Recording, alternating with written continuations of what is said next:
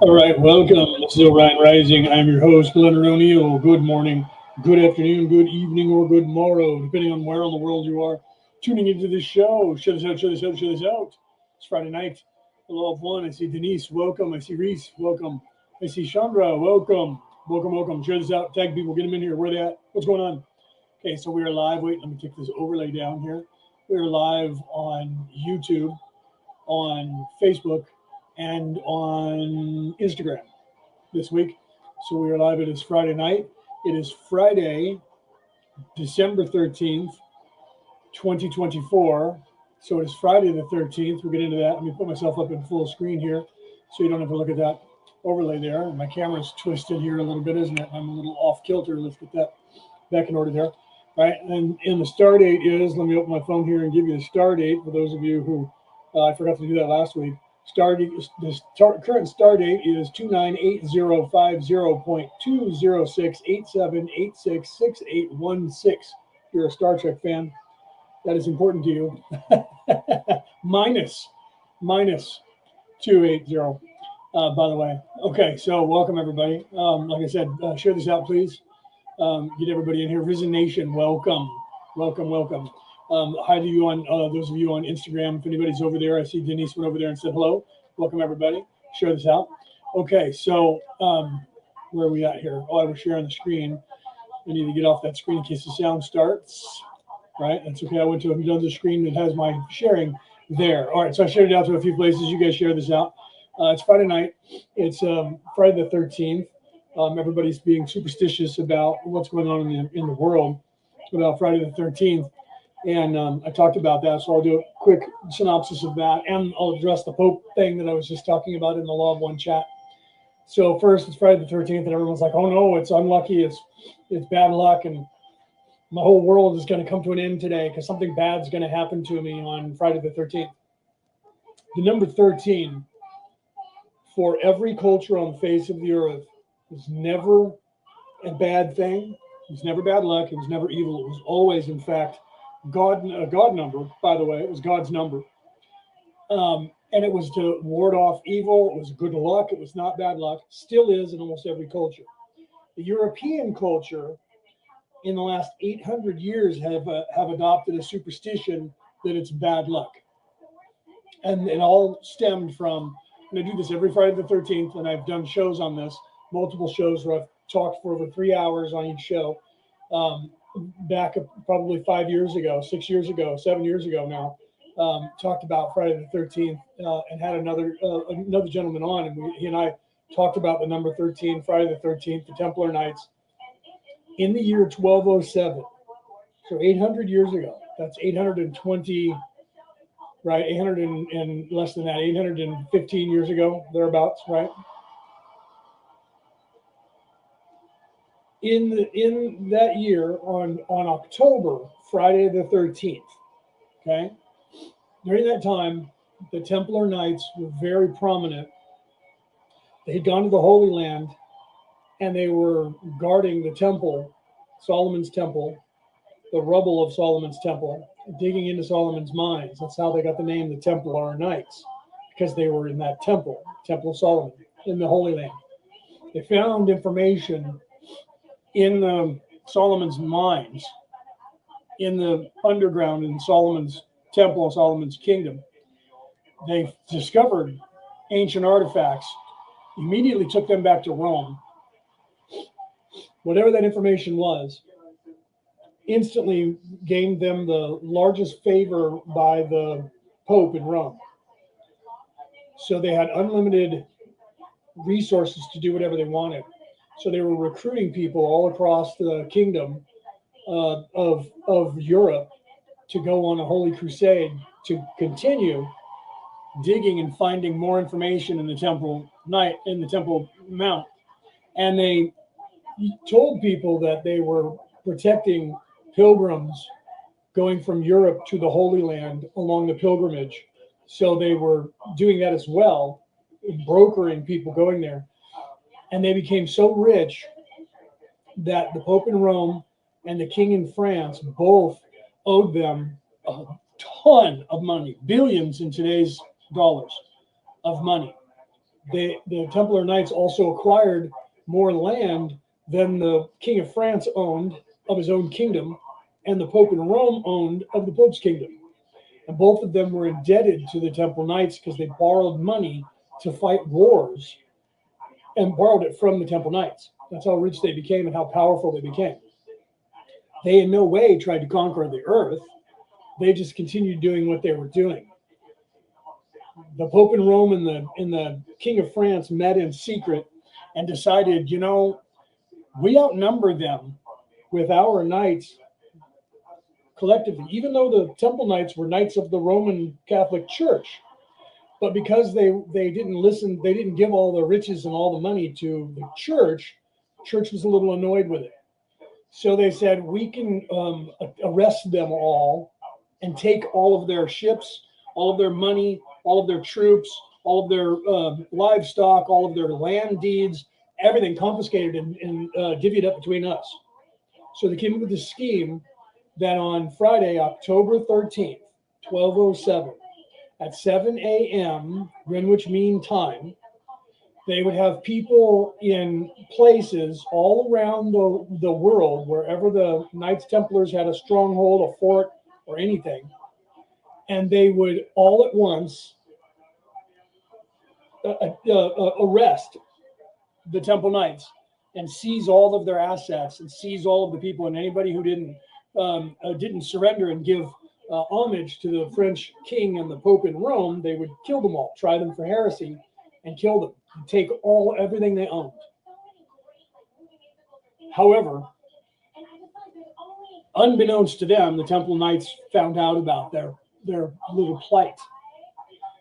And over the course of that night, between the 12th and the 13th, by morning fall, on Friday the 13th, the entire population of Temple Knights and all of their wealth, all of their ships, all of their livestock, all of their land deeds, all of their troops, everything, all of the people who served them, all of their family members disappeared off the face of the earth, never to be seen again. Okay? And the Pope in Rome didn't get anything, and neither did the King of France.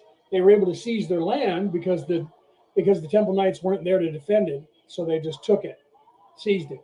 But they didn't get any money. They didn't get any of their munitions. They didn't get any of their anything that they had stockpiled: gold, jewels, weaponry, all of that. Okay, they lost all of that. The Temple Knights then showed up in different places under different guises, and they've done many investigations since then and found out that they formed Switzerland. They helped the Scottish free themselves from Edward Longshanks at the Battle of, which one was that? Was that Bannockburn, the Battle of Bannockburn? They showed up there and defeated the English king and freed Scotland. They went to Nova Scotia, Canada. Sinclair, the head of became the head of the Templar Knights, had a house there. The entire TV series about the Curse of Oak Island has uncovered that the Temple Knights more than likely buried a ton of their wealth on Nova Scotia, which is Scottish for New Scotland, by the way. And the head of the Temple Knights at that time, who was a Sinclair, was in fact a Scottish nobleman. And he had a house there overlooking the Oak Island, current Oak Island. You can watch that TV series and see how they have unlocked that. The Vikings helped them escape and take all of their wealth to that island and introduced them to the Nova Scotia island. And your banking system that is currently in operation around the world, your credit card system, your banking system and your monetary system, your checks, the system of writing checks, all of that is created 800 years ago by the Knights Templar, and everybody in Switzerland who is their banking system is completely Swiss bank account is completely neutral to this day. They literally had an impact on the world, and their descendants are still around, and they started up that entire. The Freemasons came out of that. They started up the Freemasons in the modern era, the Knights of Columbus, which I'm a knight of, a fourth degree knight, knighted by the Roman Catholic Church, and including the Temple Knights are now reestablished on the earth. But for 800 years, they were missing. So because of that, if your name was on that list, it was bad luck. And so in 800 years hence, to this day, it's become a superstition that the number 13 is unlucky and a bad number. And so everybody avoids it. You go to buildings and they don't have a 13th floor. It goes 12, 14. Even though there's actually a 13th floor there, if you count, it goes 12, 13. They number it 14 instead of 13 and take the number off. And now it's become a superstition that people are like, oh, bad luck, knock on wood. Okay. So that's the true origin. You can look that up. It's the true origin of that. And since I am knighted by the Holy Roman Catholic Church and a minister, I learned that information because Christopher Columbus, when he sailed from Europe over to the Americas, he sailed under his sails were white with red Maltese crosses on them. The Nina, the Pinta, and the Santa Maria, the three ships that made it here to the United States, the New World at the time. They've also proven that once he went back to with what he found here in the United States, which he claimed he was trying to find a route to India. He wasn't. He was trying to find the passageway to this continent because he had heard the same thing that Ragnar Northbrook heard from Leif Erikson when they came all the way over to the United States and called it Vinland, and that's how we got the name Greenland and Iceland, because the Vikings came island hopping to this continent and found it. That's been proven. Found this island, what they turned into be a continent, and in fact, I live about 100 miles away from Lake Tahoe, and up at Lake Tahoe there is currently, you can Google this and you can go there. There was a Viking settlement in Lake Tahoe, California. Vikings from over 1,000 years ago lived peacefully with the Native Americans at Lake Tahoe. And they found that settlement and they rebuilt it and refurbished it. And it's called Valhalla. And you can look that up. Valhalla on Lake Tahoe on the California side of South Lake Tahoe. And it's been there for over 1,000 years. So the Vikings were walking everywhere on this continent and then pulled back because of who knows what. Natives got mad at them and they went to war. No one really knows. Michael Crichton, I think, who it was, one of those writers wrote a book. You can look it up. It's called Valhalla Rising, which was about the Vikings coming to America and then going back home. And then when they came back over, they found that the Vikings that were left here as settlers had been slaughtered by the Native Americans. So the Vikings then started hunting for their people and what happened to them and slaughtering Native Americans because they had attacked their Viking stronghold in true Viking fashion. So it was a book that was based in a true story that was written by somebody. And I don't remember if it was Kuntz. Might have been Kuntz. It was either Kuntz or Crichton wrote that. I think it was Dean Kuntz. But it was called Valhalla Rising, and it's based in real fact, just like the TV series on the History Channel of Vikings was based on it's all actual real history. Okay, so Friday the 13th was never unlucky except for that one incident in 1207 on October Friday the 13th over there in Europe. And then if your name was on that list, you were unlucky, and then it became just turned into a superstition over time. And now it's a silly superstition that everybody says, oh, look out, Friday the 13th. It means it's evil. It's a hex. It's the devil. It never was. It still isn't in almost every religion on the face of the earth, except for Europeans and people of European descent, spreading that all over the world, that if your name was on the list, then you're unlucky. They'd struck a name through your, struck a line through your name. It meant they had captured you and killed you. They only got about, I think, 400 Temple Knights out of the couple of million that they were at the time. I don't know if they were millions, but they were close to 1 million people worldwide. They only got about 300 of them, and they tortured them and killed them, and didn't get anything out of them. And then they abolished that knights from the Roman Catholic Church, and then eventually, not too long after that, abolished all knights from the Roman Catholic Church. And here's a little tidbit that most people don't know. Then the only people who defend Rome currently and have been for almost the same 800 years since the advent of Switzerland are the Swiss Knights. So the very people, the Temple Knights, who created Switzerland and our banking system have been paid by the Pope in Rome, by the Roman Catholic Church, from the time Switzerland became a country until this day. And they are the Secret Service protecting the Vatican, the Pope, and all the clergy. The very Temple Knights that they claimed to want to kill off, and the Temple Knights were still that loyal to the church. And then the descendants started up the Templar Knights again, and other descendants started the Knights of Columbus. Okay, and then they were outlawed knights still, and so were the Temple Knights, until 150 years after the Knights of Columbus were created.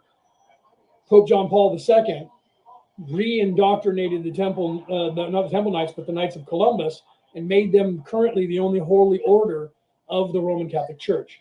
I know this because I was knighted on the day that Pope John Paul II died. He died, and it was official and was announced to the world just prior to me being knighted. I was being prepared to go march into the hall, to go down on a knee and take my oath and be knighted. And everything was taking a long time. And back then we didn't have cell phones. We had cell phones, but we didn't have smartphones. So everybody's BlackBerry, which was the text machine where you texted people one another because it wasn't linked up to your phone like it is now. So people's BlackBerries, pagers, and their cell phones were ringing and going off. And we found out that the Pope had died. And then we found out that us 42 who were being knighted on that day here in the North American continent on the west coast of the United States, here in California, of 20 miles from where I'm sitting currently is where I got knighted. We got knighted, and now that Pope John Paul II is a saint, those of us around the world who were knighted, it was 42 of us here on the west coast in this region of the world, of the United States. I think there was also a few, another 20 or so on the east coast of the United States. That was it for the North American continent. And there were some other people around the world that were knighted as well. I don't know the exact number, but I do know 42 of us were knighted here in California on that day. So all of us were the lucky ones who were knighted, the only knights who were knighted on the day of now Saint John Paul II's day of his feast. So that's very important to us. And that was in April, early April. So it was just right around Easter, and it was actually like a week before actual Easter. Easter was like the first week of April that year when we were knighted. So we were knighted just before Easter on what is now the feast of that. Okay, so the Friday the 13th is only unlucky if you were 800 years ago, if you were a Temple Knight and your name was on that list and they were coming to get you. And then now it's a superstition, and that's why it's created. You can look that up. There's no other reason for it in any other culture, because it's a lucky number. It's the number of God, wards off evil, all of that, all around the world. The Freemasons know about it. Chandra says, I found a 33rd degree Mason cuff link when I learned that my great-grandfather was a Mason, when I learned that my husband's great-grandfather was as well, was too. She said, starting to think we all have ties to Masonry. Not everybody does. However, you'll find strange things happen, that families end up marrying other families. That, for instance, I grew up, I'm in California, in Northern California, the state capital, right outside the state capital, in a suburb of the state capital, Sacramento. I grew up in the San Francisco Bay Area. And in the East Bay of the San Francisco Bay Area, further east from me, about 15 miles away, was another town, 2 towns over actually. And I met a buddy of mine in 2 towns over. He lived in Antioch, named after the settlers that came from Europe, from Antioch. and I lived in Concord, another one that came out of the Dutch and the Danish and those people coming across from Europe, next to the Black Diamond Mines that they named Pittsburgh, another Viking name from Europe. Anyways, and he knew this guy, Mike, who was a McGovern, okay? At the time, I was dating a girl, and her name was Ann, and she was a Murphy. Her last name was Murphy, okay? I'm an O'Neill. Ann Murphy's family were from Ireland, and the Murphys were loyal to the O'Neills when we ruled in Ireland. They were our generals. She was a direct descendant of a general in my great-great-grandfather's, great-great-great, 3 or 4 greats back, grandfather's military. And I met her, and I was dating her, and she lived 3 towns over. And I met this guy, Mike McGovern, who became a friend of mine. And it turns out Mike McGovern's family burned down my family's castle in a war 3 times. His direct family burned down my direct family's castle 3 times in clan wars before we became the kings of Ireland. Okay. And eventually they, when our family was hunted down by the English who were trying to take over Ireland and Scotland, and my family fled to the south, his family moved into my castle, and my mother's family, who are the O'Rourke's, okay, my mother's maiden name is O'Rourke. My mother's great-great-great-grandfather was loyal to my great-great-great-great-grandfather, and they attacked the McGovern castle that they had, because they burnt down the O'Neill castle, and they slaughtered the McGoverns and scattered the McGoverns, and the McGoverns ended up fleeing from the O'Rourke's and ended up in America. All of us knew each other and were friends, and I was dating this girl, and all of our relatives actually knew one another in the past, lived with one another, fought with one another, died with one another, and here we were. So we pondered the possibility that we were actually those people in the past that did those things, and that we were still drawn to one another in this life, because we spent many years. I haven't talked to Mike in probably 20 years. I haven't talked to Ann in probably about 20 years. But we were all friends for probably 20 years in this life. Okay, so very weird things happen to where you end up marrying somebody and find out their family and your family had ties. And then you wonder, did our parents orchestrate that? Did our grandparents orchestrate that? Or is that just something else that's going on in the universe because we have soul contracts and maybe we were those people?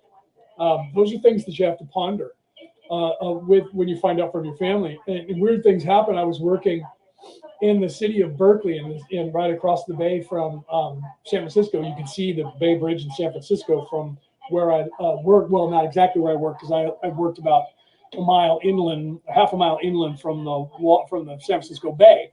But if I drove out to the bay, I could see San Francisco. Anyway, I worked, was running a frame shop for a large company that was I was working for Aaron Brothers at the time, because I worked for Michaels before that, and Michaels and Aaron Brothers are the same company. They just act like they're 2 companies, but they're owned by Michaels.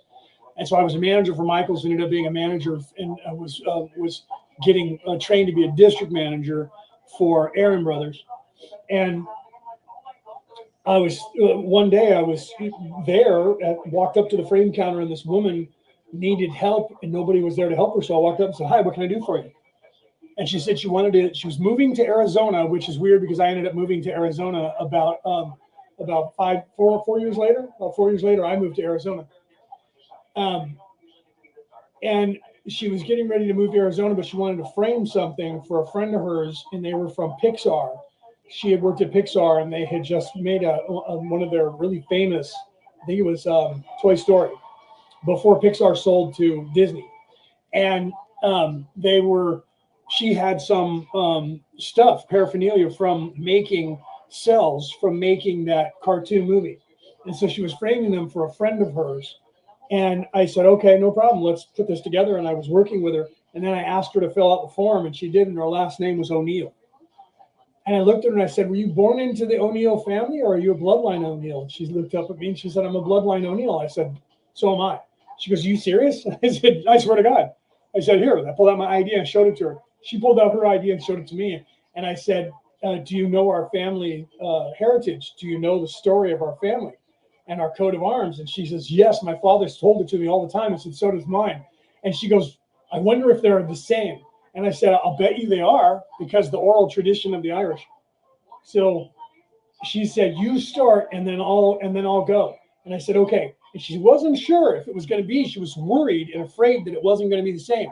And I started saying it, and she started finishing my sentences, and we were saying every other word. And eventually we were literally talking at the same time, and we were word for word, and people were listening to us, and we were word for word telling the entire story. I'm getting chills telling you this, telling the entire story of how our family came into power, and why our shield is the way that it is, our family crest, and what it meant. And she was just, the more her eyes kept getting bigger and bigger, because it was right at that moment that she realized that her father was telling her 100% the truth, because the story didn't change. I had the exact same story that was handed down to me from my father, my grandfather, and the same as she did. So we found out that we were actually second cousins. And what are the odds that she walked into that frame shop and I was the one that helped her, and it turned out we were actually cousins? Do you see? So isn't that crazy, right? Isn't that crazy? And then she went off and moved off to Arizona, and I never saw her again, but I contacted her because her friend never came to pick up the frame that she was supposed to come and pick up after I framed it for her, and it was sitting there. And we were doing inventory, and I found it, and I was like, we need to get rid of this. I called her, and she said, oh my God, it's been like 8 months. She's never come in. I said, no. She said, here's her number. Call her. I'll call her too. So I called her, and eventually we got her a frame that she was supposed to pick up that she forgot about and didn't know where to go. And so she finally got her gift. But that was the last time I spoke to her, and it turned out she's my cousin. We never spoke after that. But what are the odds of that? She walks in, and there she was, right? Another older gentleman came in, and I had an exchange student from Ireland, and she was working. She was really hard to understand, and he didn't understand her, and he was complaining because he felt that she was half naked because she was wearing a low cut shirt and a high cut shirt, so you could see her belly button, and really tight jeans, because there was clothes that she brought over from Europe with her, and he was French. He didn't approve of the way she was dressed. And I walked out and I started talking to him, and it turned out he's French royalty. And me being raised as Irish royalty, there's a way that you speak to other royals that is not the way I'm speaking to you currently. And I immediately, when I realized that he was, I immediately started speaking to him in the proper tones of voice and verbiage. And he immediately sat up, and his eyes opened up, and he immediately also became very proper and started speaking to me the same way. Took me outside to introduce me to his wife once he found out my pedigree, and we exchanged that. And his wife was very happy to have met me, and also was very proper. And then he and I were best friends after that. He was probably in his 70s at the time, and I was, I don't know, 35 maybe, but it was a completely different scenario that happened. And he was very proud to have met me and have me frame this stuff for him. And so then he realized that, well, okay, so she's Irish, probably a cousin of his. And he apologized to me. I said, don't, she's a student, but she's from the old sod, and I'm helping her. And I know her father. And so he was like, okay, all right, that's what, but weird. What are the odds that he walks in and starts complaining and is mad because he feels that he's being slighted by someone and who's offending him, but doesn't know that she's offending him. And it turns out that I was capable of changing that scenario because of my DNA. And then he was super happy, brought in his family to meet me, and then recommended me to people to come and do the framing for him and stuff like that, or for them and stuff like that. What are the odds of that, right? Weird things like that happen if you pay attention to that serendipitous, weird stuff that goes on in the universe, right?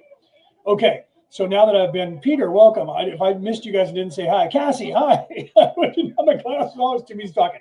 Those of you who might be mad now because you're, why are you not talking about the law of one? You just bear with me. Friday the 13th, all of that. And then we have the Pope. People are posted a thing in the group that some guy said the Pope is going to open 5 portals that he's never opened before on Christmas. Are you guys awake yet?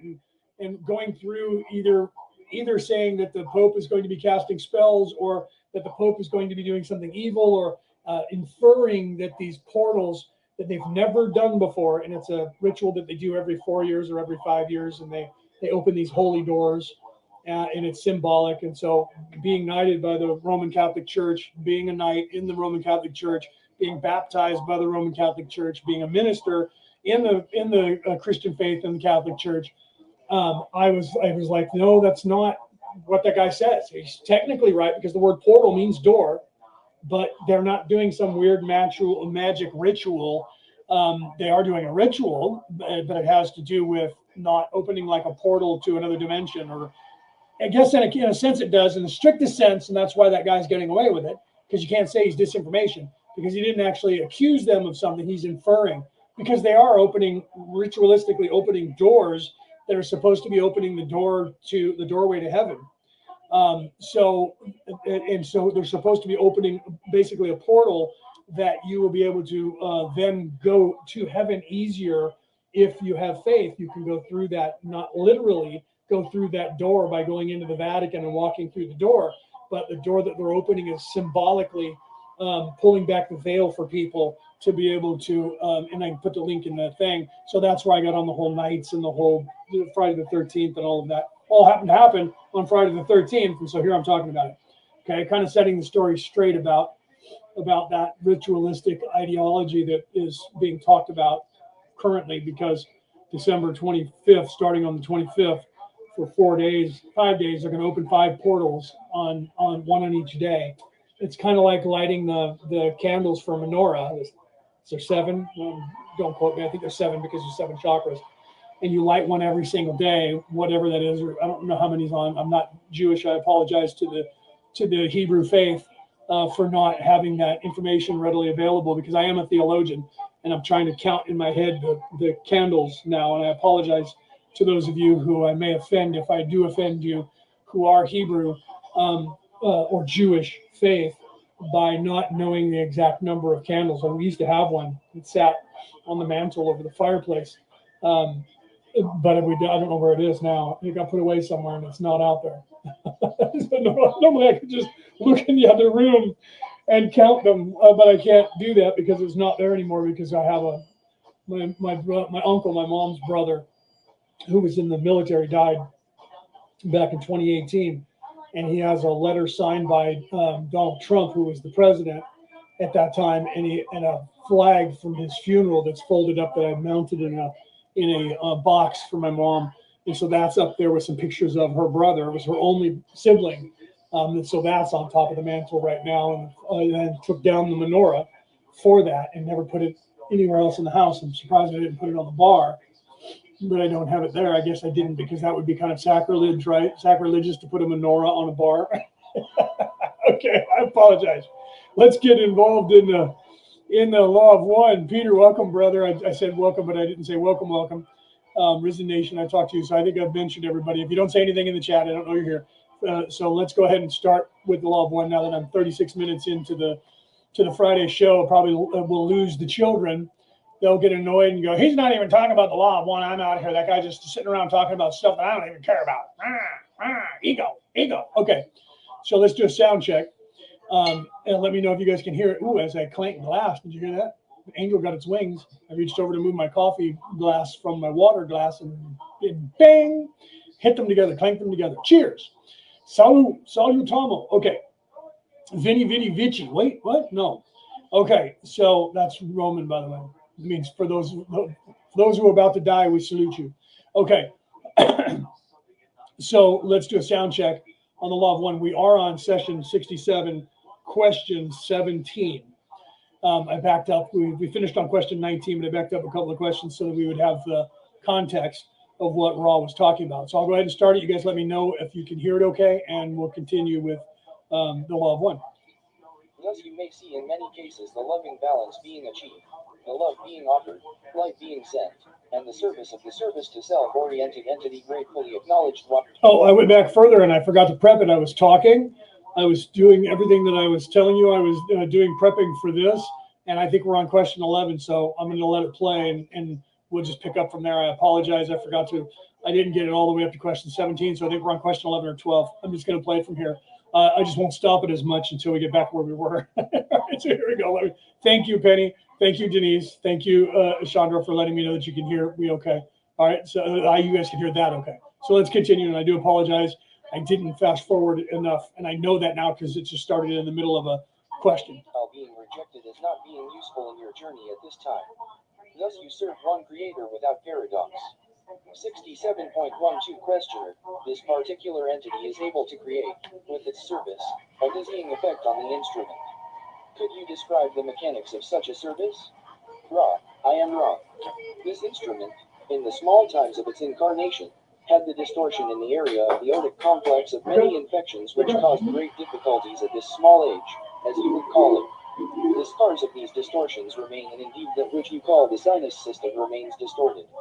Thus the entity works with these distortions to produce a loss of the balance and a slight lack of ability to use the optic apparatus.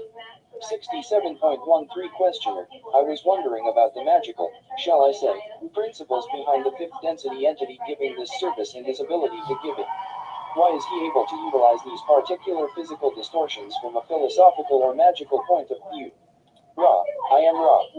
This entity is able to, shall we say, penetrate in time/space configuration the field of this particular entity.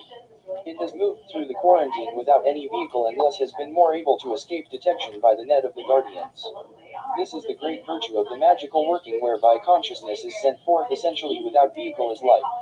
The light would work instantly. So I wanted to say hello. Hopefully you guys are still over there. I see Meredith and my brother. Meredith is my third. Are you my third cousin? She's married into the family. She's my third or fourth cousin. Third cousin. So Meredith, if you're still there on Instagram, hopefully you're still listening in. Welcome, cousin. And Jeff, who is also there with you, is my brother. And you're friends with both of us. But yeah, so I just wanted to say hi because there's some of my family that popped into the audience. I didn't notice that before because I was too busy talking. So hopefully you guys are still there. My brother probably just popped in and popped out. And Meredith probably popped in and popped out. So they're probably not here anymore for me to say hi to. But if you are, say hello on Instagram and I'll know that you're still there. But shout out to a family. Upon an untuned individual by suggestion. That is the stepping out in front of the traffic because the suggestion is that there is no traffic. This entity, as each in this group, is enough disciplined in the ways of love and light that it is not suggestible to any great extent. However, there is a predisposition of the physical complex. Right, yeah, that's what I jumped up for, right? Cassie said she just needs to be woken up throughout the day or she won't sleep throughout the night. Yeah, so literally, yeah, I had to, when you guys saw me disappear, I jumped up and went over and you probably could hear me going to my mom, right? I was waking her up. She fell asleep while she was watching TV in there. So when Rob was playing, I jumped up and ran over there to wake mom up. That's hilarious. I hope that's what Cassie's talking about. If not, she's referring to waking up somebody else for the same reason. Let's go here. Let's continue. Which this entity is making maximal use of as regards the instrument, hoping, for instance, by means of increasing dizziness, to cause the instrument to fall or to indeed walk in front of your traffic because of impaired vision. The magical principles, shall we say, may be loosely translated into your system of magic whereby symbols are used and traced and visualized in order to develop the power of the light. 67.14 Questioner. Do you mean then that this fifth density entity visualizes certain symbols? I am assuming that these symbols are of a nature where their continued use would have some power or charge. Am I correct? Ra, I am Ra. You are correct. In fifth density, light is as visible a tool as your pencil's writing. 67.15 Questioner. Then am I correct in assuming this entity configures the light into symbology? That is what we would call a physical presence. Is this correct? Ra, I am Ra. This is incorrect. The light is used to create a sufficient purity of environment for the entity to place its consciousness in a carefully created light vehicle which then uses the tools of light to do its working. The will and presence are those of the entity doing the working. See, so as we're moving into to the fifth density dimension. Density, the density is the non-physical dimension, is the physical plane. We're in the third dimension here. We become self-aware, and we become aware that we are an immortal soul, a spirit. That's in the density. That's when you start to realize I'm not the thinking body, or I'm not the thinking mind, I'm not the pain body, I'm not the ego. I'm the observer, I'm the witnesser, I'm the experiencer. Where am I? And as you start to become, move up in density to the fourth dimension, the physical body isn't as dense. The fifth dimension, the physical body is almost transparent. You lose the legs first. They go transparent, you lose them, and then your body starts becoming transparent. Eventually, by the time you get halfway through the sixth density, because you're no longer in dimension, you start phasing out of dimensionality, and you're becoming more dense in the density of your spiritual body, your true body. And so the physical plane washes away from you as you wax into the spiritual realm, and you become light, a light being. And at the fifth is where that transitional place starts to happen. And you then don't consume food like we consume flesh of a plant or an animal here for sustenance. You then, at that point, by the time you get into the fifth, halfway through the fifth, you start pulling energy, mana from the universe, and eating energy, drinking energy. You don't eat physical animals or plants anymore for sustenance, because you don't have the physical body is waning, almost gone. By the time you hit the sixth, it's gone, and you're an energy light being. And you start using more of the spiritual realm for everything, including, like he was talking about, tools to be able to do work. You start, and that would be considered magic to us here, because you're doing things out of the non-physical plane, even to manifest in the physical realms. Okay. So we didn't cover that last time, because that was one of those moments where I let it play, and I was jumping up to go and close the windows and the curtains, and I never talked about this. So it's okay that I backed up apparently and didn't play it, because I didn't actually cover it last week. 67.16 questioner. Are you familiar with the book that the instrument and I wrote approximately 12 years ago called The Crucifixion of Esmeralda Sweetwater? In particular, the vanishing ritual used to bring the entities to Earth? Ra. I am Ra. This is correct. 67.17 questioner. Were there any incorrectnesses in our writing with respect to the way this was performed? Yes, Penny asked the question, could that be why some of us don't eat as much as most people? Yeah, as you start to pierce the veil, and you move up into the upper three chakras, you can only do that if you're in service to others. As you become more spiritual and you move away from this physical plane, you actually start already doing that. So your appetite is less for physical food. You eat more essential foods that give you more energy, right? That's why I was hoping that Meredith was still here, because she went through a transformation in the physical, where she decided that she didn't like that she was, she's a tiny little thing, but she was like, I'm too overweight. She wasn't really that big, because she's not a really big boned girl. I don't know what her height is, but she's probably 5'3" if she's lucky. She weighs like $105. And almost literally, I don't know what she weighs, because I've never asked her, but she's probably weighs about $105. So, but she decided that she was going to exercise and start eating right, and now she basically eats essential food. All the food she eats is energy food that she craves. Once you get away from the processed food that in this country, in the United States, because we're like the last bastion of poison being fed to our civilian population. Hopefully that's going to change in the next 4 years. Once you get away from all the processed foods and the fast foods, I call it fat food, and all the junk food, I call empty calorie food, always have since I was in my 20s. You can ask my family members, they'll tell you that. But I watched Meredith as she was taking pictures of what she eats and herself, and showing how she was losing weight and getting into shape. And and she was talking about her journey on Facebook for the last couple years, and talking about how better she felt with the food that she was eating. Once you start eating healthy food and you start on your ascension path, you don't crave the sugars, candies, cakes, pies as much. You don't crave the pizzas and the fast food, because you realize that when you eat that, it lowers your vibration. And that's why we call that ascension food, because it is home cooked food is made with love.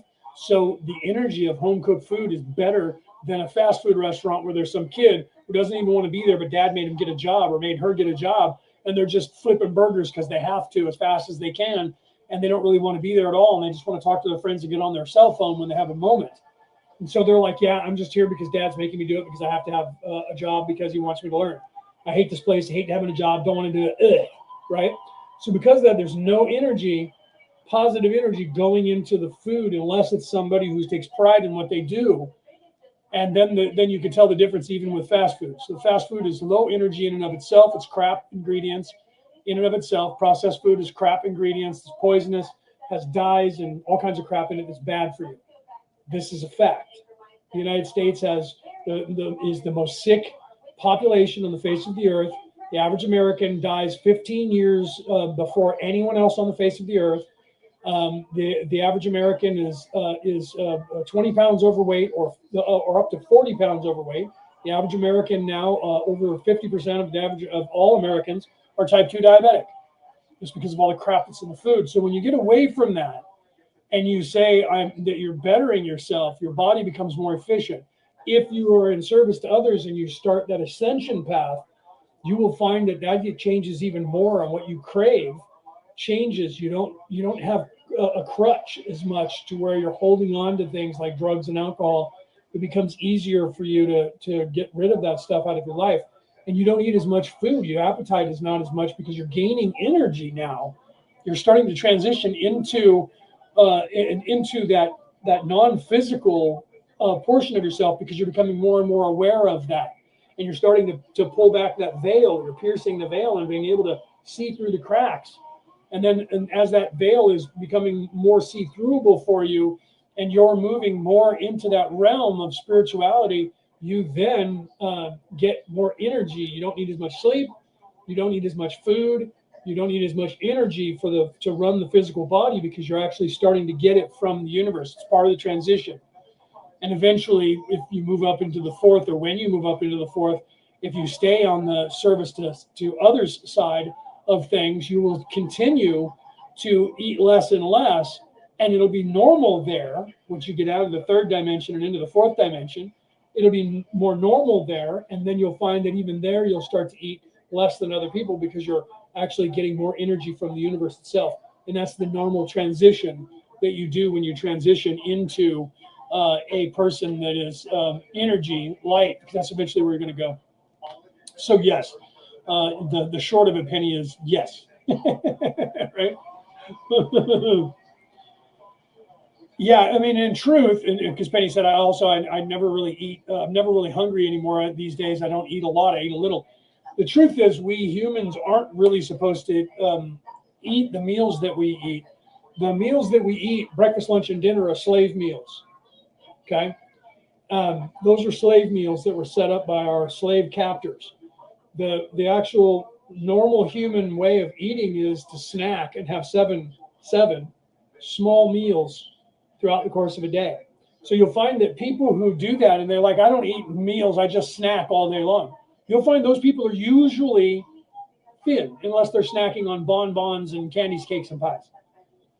But if you find somebody that says, no, I just have a few crackers here and a few crackers there, and a couple of nuts and berries, a couple of this, and then have some veggies and an apple, banana, those people you'll find are thin and they have plenty of energy, because they're eating ascension foods.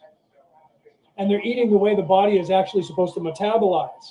Us eating a hearty breakfast and then not eating until lunch, and eating a hearty lunch and not eating until dinner, and eating a hearty dinner because we're starving ourselves, is the slave compound food rations that we all got used to.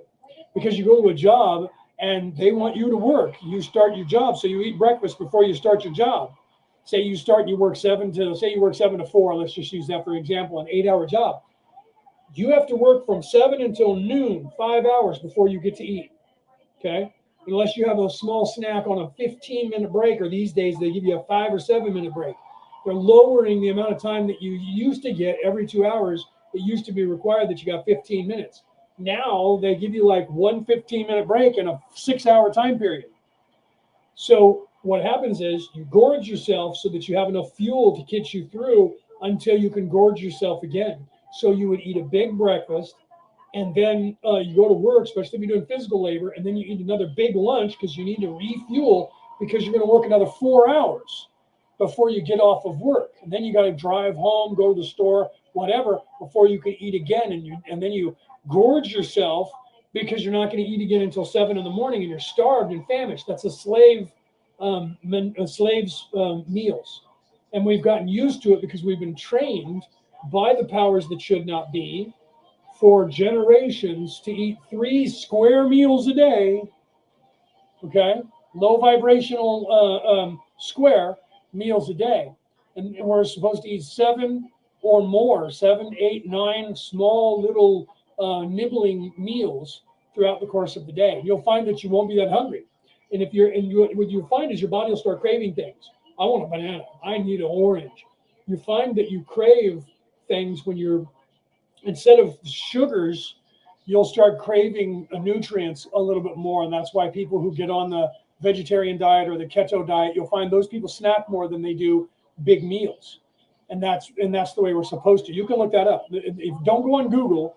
People need to get off of Google and start going on to like DuckDuckGo or somebody else. I'm not getting paid by either one of these corporations for promoting DuckDuckGo, but they're right now the best that's still free.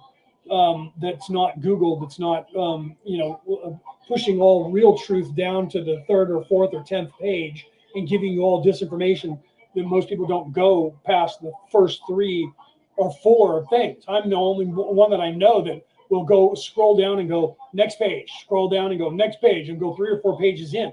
Most people don't do that. They just take the first or second one, and that's the gospel.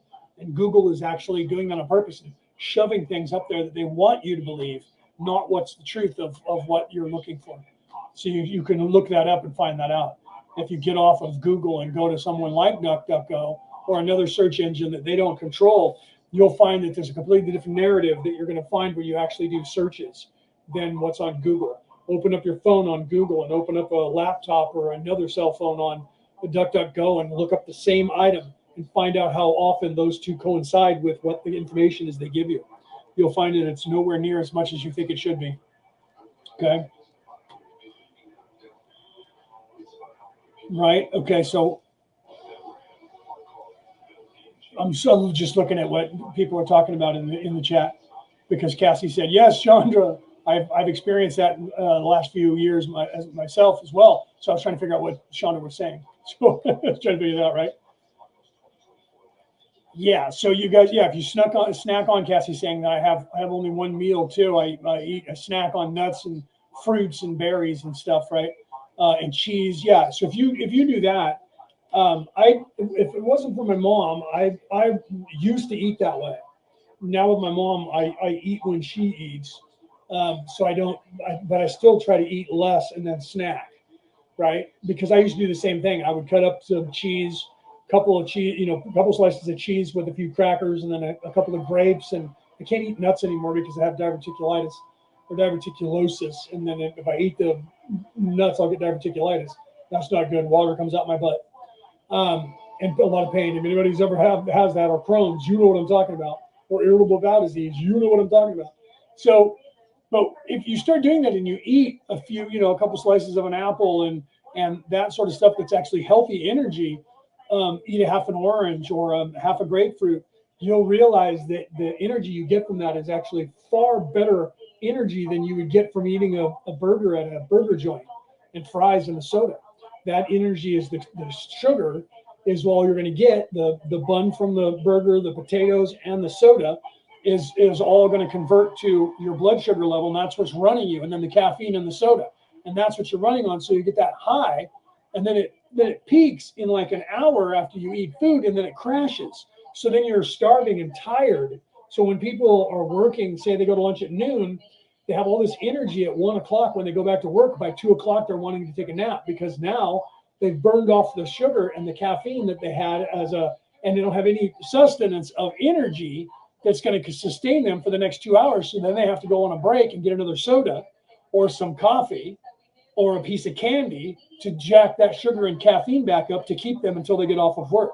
But if they, at lunch, decided to eat a banana, some dates, right, half a banana, a few dates, and a piece of an apple or some cheese, they would, and maybe a couple of crackers for the sodium and the glucose to give them, convert to sugar. The quick burst of sugar and then the natural sugars kick in.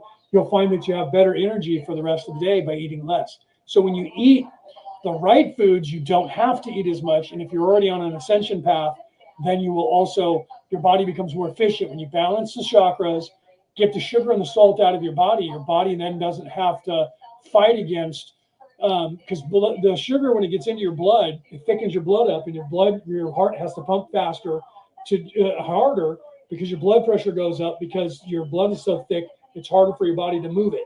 That's also harder for your body to get oxygen to your limbs and to your muscle tissue. So when you eat sugars, your body absorbs every bit of water that you have to try and pee the sugar out. So if you eat a high salt, high sugar diet, you're going to create inflammation in all your joints, and you're going to thicken up your sugar. So your body is not going to work properly, and your blood pressure is going to go up. Your energy is going to go down because all the energy that you have is going to have to be shoved as hard as it can in through your blood, which is super thick, and it's moving like sludge to try and give you the oxygen in your body, okay, to oxygenate your limbs for whatever you're doing. So when you get all this out of your system, your body relaxes from that inflammation, doesn't need to absorb all that water to try and push that stuff out through your urine, and it relaxes, and then your body is more efficient at getting the nutrients out of food. So if you're eating good food, it gets good energy, and you have better energy, so you don't need as much, you don't have a craving, you're not hungry as much for food because your body has the energy that it needs. So it's a self-sustaining thing, but you don't know it if you're eating processed food and fast food because you're desperate for energy, and you don't know why you're desperate for energy. You're thirsty all the time, you're hungry all the time, and you're getting fat, and you can't figure out what's going on because the food you're eating is making you fat and making your body absorb water and stick it as much as it can into the body because it's trying to absorb the poison that's in it to get it out. And that causes inflammation, which causes you to swell up, which causes everything to shut down. You can look this up. It's not a conspiracy theory. It's actually what happens. And that's why people are all overweight and diabetic and still eating junk food. And then they give you medicine. And people go, well, I'm taking medicine to help my insulin so I can eat sugar. And then you eventually kill off the insulin gland, and then you have to take shots because your body won't produce insulin anymore because it's trying to produce insulin to get rid of all the sugar, and you keep throwing more sugar and sugar and sugar and sugar on top of it. So your body's freaking out, and it burns out the gland that secretes the insulin to counteract the sugar. And now then it doesn't work anymore. So now you have to have insulin put into your body to counteract the sugar that you're putting into your body. Do you see? And then if you just keep eating fast food and junk food, you need more insulin because your sugar level goes up and your body can't get rid of it because you don't have enough insulin in your body. So catch-22, it's a downward spiral until you die. Raw. I am raw. The incorrectnesses occurred only due to the difficulty an author would have in describing the length of training necessary to enable the ones known in that particular writing as Theodore and Pablo in the necessary disciplines. 67.18 Questioner. It has seemed to me that book has somehow, in its entirety, been a link to many of those whom we have met since we wrote it and to many of the activities we have experienced. I don't know if you guys keep hearing that klaxon go off over here in the background.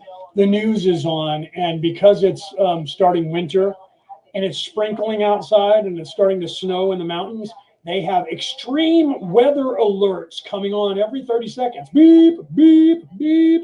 Extreme weather. It's raining because it's winter time. It's not like there's an atmospheric river or there's 100 feet of snow happening in the mountains right now. They have like 5 inches of snow, and they're acting as if it's the end of the world right now. This is what they do, and they sensationalize weather. And they're like, oh, weather report. This is let's have the meteorologist tell us what's going on. It's snowing in the mountains because there's a storm. Okay, it's not extreme weather. We're going to get a foot of snow in the next hour. It's we might get an inch of snow in the mountains in the next 24 hours. Look out. The world is coming to an end and the rapture is going to happen right now. Everybody, buckle up. We all might die. There might be an avalanche that might crush the entire state of California and knock us into the ocean because we might get a foot of snow in the next 3 days. Oh my God. That never happens in the wintertime in the state of California.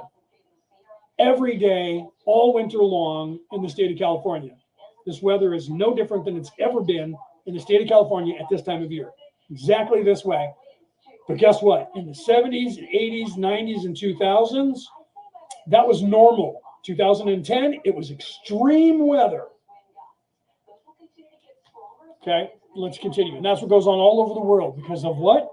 Climate change, because cow farts are killing the world and our cars are killing the world. We're all going to die. One day we were all going to freeze in an ice age, and literally overnight they changed it to, wait, no, the world is going to be flooded by the ice melting. Yesterday we were going into an ice age. Never mind that now. We were wrong about that. Now we're all going to die in the next 20 years. That was 40 years ago when they said we were going to be dead in 20 years. The water level was going to flood most of the United States. 40 years ago, they said in 20 years, most of the United States would be underwater. Nothing's happened. The sea level is exactly where it was 70 years ago. Okay? Is this correct? Ra, I am Ra. This is quite so. 67.19 questioner. I will ask about that in a later session since I don't want to get off the track because it has something to do with the mechanics of time, which I am very puzzled about. But I would ask then, the fifth density entity incoming here to offer us service as you mentioned penetrated the quarantine. Was this done through one of the windows or was this because of his, shall I say, magical ability? Ra, I am... Yeah, they're literally live right now up in the foothills of the Sierra Mountains, which I live right down at the base of the foothills for the Sierra Mountains. And they're driving up the Sierra Mountains where normally at this time of the year it's snowing and it's just barely sprinkling. And they're like, it's wet here right now. And they have the windshield wipers going and it's on a delay. You can't even see the rain on the windshield, right? And so they're like, weather alert. It's raining. It's sprinkling in the foothills. And we're driving north, so eventually we're going to reach the snow. Somewhere in about 2 hours, we'll be high enough to reach the snow. But we're starting now, so by the time 10 o'clock news comes on, we'll be standing in the snow. Yeah, you got to love that, right? All the people who ski are going, God, about time we can go skiing. Jesus Christ, are they opening Squaw Valley? What's going on?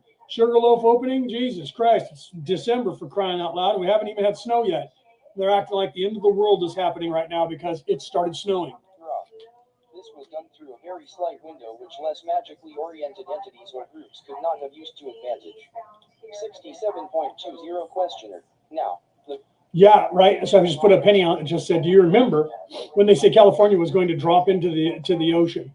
Yeah, they actually said that. I had a geologist that I interviewed. It must be 6 years ago now. And he moved out of the state of California because he said the state of California is just going to break off and fall into the ocean any second. Any second. And you need to just get out of here and save your life. Right? It was the same thing when I talked about, and it hasn't happened yet, and it won't happen. Right? And everyone's like, oh, it will. And I'm like, if you wait on a long enough timeline, you might turn out right. It could be 1,000,000 years from now. And if you're still around, you'll go, I told you so. I fucking knew it. Right? So, but he was like annoyed that I wasn't like trying to run for my life to get out of California. I had the same thing happen when I went to Wyoming, went to Yellowstone. And when I got there, I went to Old Faithful. And when Old Faithful blew off, I was like, wait a minute, that's venting from a volcano. And I looked at the guide and I said, that's venting from a volcano. And he said, yes. And I said, so this volcano is active. And he said, yes, this entire valley, Yellowstone National Park, is a volcano caldera. You're standing on the top of the crust, which is the cap above a volcano. I'm like, you're kidding, right? And he's like, no, this is a super volcano that is overdue by 3,000 years to erupting. And I looked at my dad and I said, it's time for us to go. My dad went, yeah, maybe that's a good idea. And the guy was laughing at us and said, it's not going to erupt. And I'm like, you just said that it erupts every 30,000 years and we're like 3,000 years overdue. It should erupt any day. He's like, yeah. And they've been saying that for 3,000 years. And I'm like, well, then one day it may actually erupt. And he is, it's erupted every single time so far. And we were aware of like 9 times going back 120,000 years or whatever that is, 90,000 years. And I'm like, so that means it's going to erupt. What happens if it erupts? He goes, it doesn't matter where you are. If this volcano erupts, 90% of the population of this earth will die. And I'm like, really? And he's like, this is a super volcano that is a planet killer. Every time it erupts, it kills most of the people on the earth. And I was like, so it doesn't matter where I go. And he's like, nope, you can run, but you can't hide. He says, look up Krakatoa. Look up Pompeii. Imagine that about 500 times larger. That destroyed half the Roman Empire. This will destroy almost the 3/4 of the planet, no matter where you run and hide, unless you're in certain zones, and we can't predict exactly what those zones are. We can look at what they were in the past, right? So the best place for you to live would be at the top of Norway, Madagascar, maybe the tip of South Africa, and Australia. You guys are pretty much immune to most of the super volcanoes around the earth. You'll survive. If you got really scared, you'd suck on a Cheerio and lay on the floor and not move and barely breathe. Same thing with the earthquakes that happen in California. People are like, oh my God, there's earthquakes in California all the time. I'm not moving out there. And I'm like, you just move with them. We just had an earthquake the other day.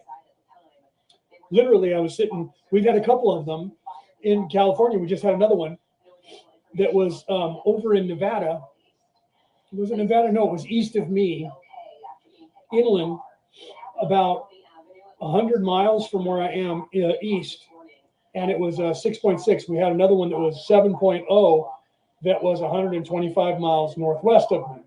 That one was first last week. And the other one that just happened was on Sunday or Monday of this week. And I'm like 100 miles away. And I got an alert on my phone and looked down and was like, oh, there was just an earthquake. And while I was looking at it, I looked up and I looked around at things that I would see that would be moving if there was an earthquake. And we didn't feel it, but we were far enough away that it took about 30 seconds to get to me. And then everything started moving. And I was like, wow, we felt that. And then I turned on the news. They came on the air and they talked about it, and they were getting reports that people felt it all across Northern California, all the way out to the ocean. And I'm about another 120 miles inland from the ocean, from the Pacific Ocean. And so I was halfway between the ocean and where the earthquake happened. And we felt it here. It wasn't anything big. Everything just kind of jiggled and moved a little bit, like that. And the Christmas tree moved, and the blinds were moving, and the little, the turn thing that you turn the blinds open and close, those were kind of swaying, and that was it. And I just sat there and went, oh, yeah, look at that. Let's turn on the television, or turn on the news channel, the local news. They're going to pop on in a minute, and they did. You get used to it when it happens. Just like people who go through tornadoes. I'm scared to death of tornadoes because I didn't grow up with them. And people who live in the country where there's tornadoes are like, dude, you're going to be fine. You hear them, you see them, you move away from them, and you're okay. The only place you have to worry about is if you live in a mobile home park. They track them like a magnet. It's like a magnet, and they come right at the mobile home park and destroy everybody. So if you live in a mobile home park or a caravan, you've got to keep an eye out for the hurricanes or the tornadoes, because the tornadoes will just bowl you over. But if you live in a stick-built house, it'll miss you. Okay. So yeah, you have to realize that people get afraid and they say things like California, because we are on a tectonic plate. The Pacific plate is coming this way, being pushed from the Rocky Mountain plate, because there's a central plate that's pushing the Pacific plate. Out in the Pacific Ocean, you have what they call the Ring of Fire, which is a plate that's out there that's floating and it's moving counterclockwise, and that's being shoved up against the Pacific plate, and it's going underneath the Pacific plate and pushing the Pacific plate up. So, so the San Andreas, which is the mountain range that's right here behind me on the east, is where the two plates have pushed up, and that's the mountains. So this part of the San Andreas Fault, which is the Pacific Fault, is now on top of the Ring of Fire, and that's the one they say is going to break off this entire section from the San Andreas Fault, the San Andreas Mountains to the coast. They say that could break off and fall into the water. Well, it's sitting on top of another tectonic plate, so if it breaks off, what's going to happen is it's just going to shift with that tectonic plate. It's just going to sit on top of it. It's not going to fall into the water, slide into the water, and get and push down that plate that's already pushing it up. Okay, so that won't happen. The worst thing that'll happen is it'll keep shifting with it, and it'll break away from the other side of the mountain range there, and that part will just shift. The geologists say that there's a good possibility that Los Angeles, the city of Los Angeles, because it's moving towards us, the city of Los Angeles will become a suburb of the city of San Francisco. It's currently 483 miles apart. Okay, and in a million years, Los Angeles might be 20 miles away from San Francisco if the faults continue to move the way they're going to move, okay, the way they're moving. So it's not like it's going to break and things are going to happen that fast. It's just scary to people when they hear about that stuff. And some of the geologists are like, oh my God, it's going to break off. We're all going to die. Okay. All right. So let's continue with this and stay away from that kind of talk and get back to the loved ones. I'm sure that all the children are mad at me now and they've all left. I'm going home. I'm going to go and watch Raw by myself. Go ahead and see how you interpret it. Right? If you know how to interpret it better than me, come on the show and I'll have you interpret it for everybody for us. All right, let's continue. The main point of this line of questioning has to do with the first distortion and the fact that this window existed. Was this, shall I say, a portion of the random window effect, and are we experiencing the same type of balancing and receiving the offerings of this entity as the planet in general receives because of the window effect? Ra, I am Ra. This is precisely correct. As the planetary sphere. Hi, Reese. I didn't see you there. I apologize, brother. I didn't see it in the chat until I saw that. Who was it that just said hi to you? Somebody said hi to you. Oh, it was Penny. She said hi to you, and I looked up and was like, Reese is here. Hi, Reese. Sorry. For highly evolved positive entities or groups with information to offer, the same opportunity must be offered to similarly wise negatively oriented entities or groups. 67.21 Questioner. Then we experience in this seeming difficulty the what I would call effect of the wisdom of the first distortion, and for that reason must fully accept the wisdom of that which we experience. This is my personal view. Is it congruent with Ra's? Ra, I am Ra. In our view, we would perhaps go further in expressing appreciation of this opportunity. This is an intensive opportunity in that it is quite marked in its effects, both actual and potential, and as it affects the instrument's distortions towards pain and other difficulties such as the dizziness. It enables the instrument to continuously choose to serve others and to serve the Creator. Similarly, it offers a continual opportunity for each in the group to express support under more distorted or difficult circumstances of the other self experiencing the brunt, shall we say. Might be every now and then, guys. If the screen, if I freeze and everybody thinks that I'm frozen, then it could be my internet. But if it's just you and you're not sure whether I've frozen or if you have, refresh your screen. Sometimes you will freeze because the internet that you're on will trip out. The latency will break down. So there's times when I'll do that, but I've been watching. I have a good, strong signal. So if any of you freeze, you just hit the refresh button and then it'll refresh for you. That does happen sometimes, especially if I'm talking about certain things. Start talking about certain things, start talking about politics or the jibber jabber, right? Start talking about that thing, and then you start getting shadow banned. But as long as I don't talk about certain things, I don't seem to have any problems with the internet at all. Think about that. All right, let's continue.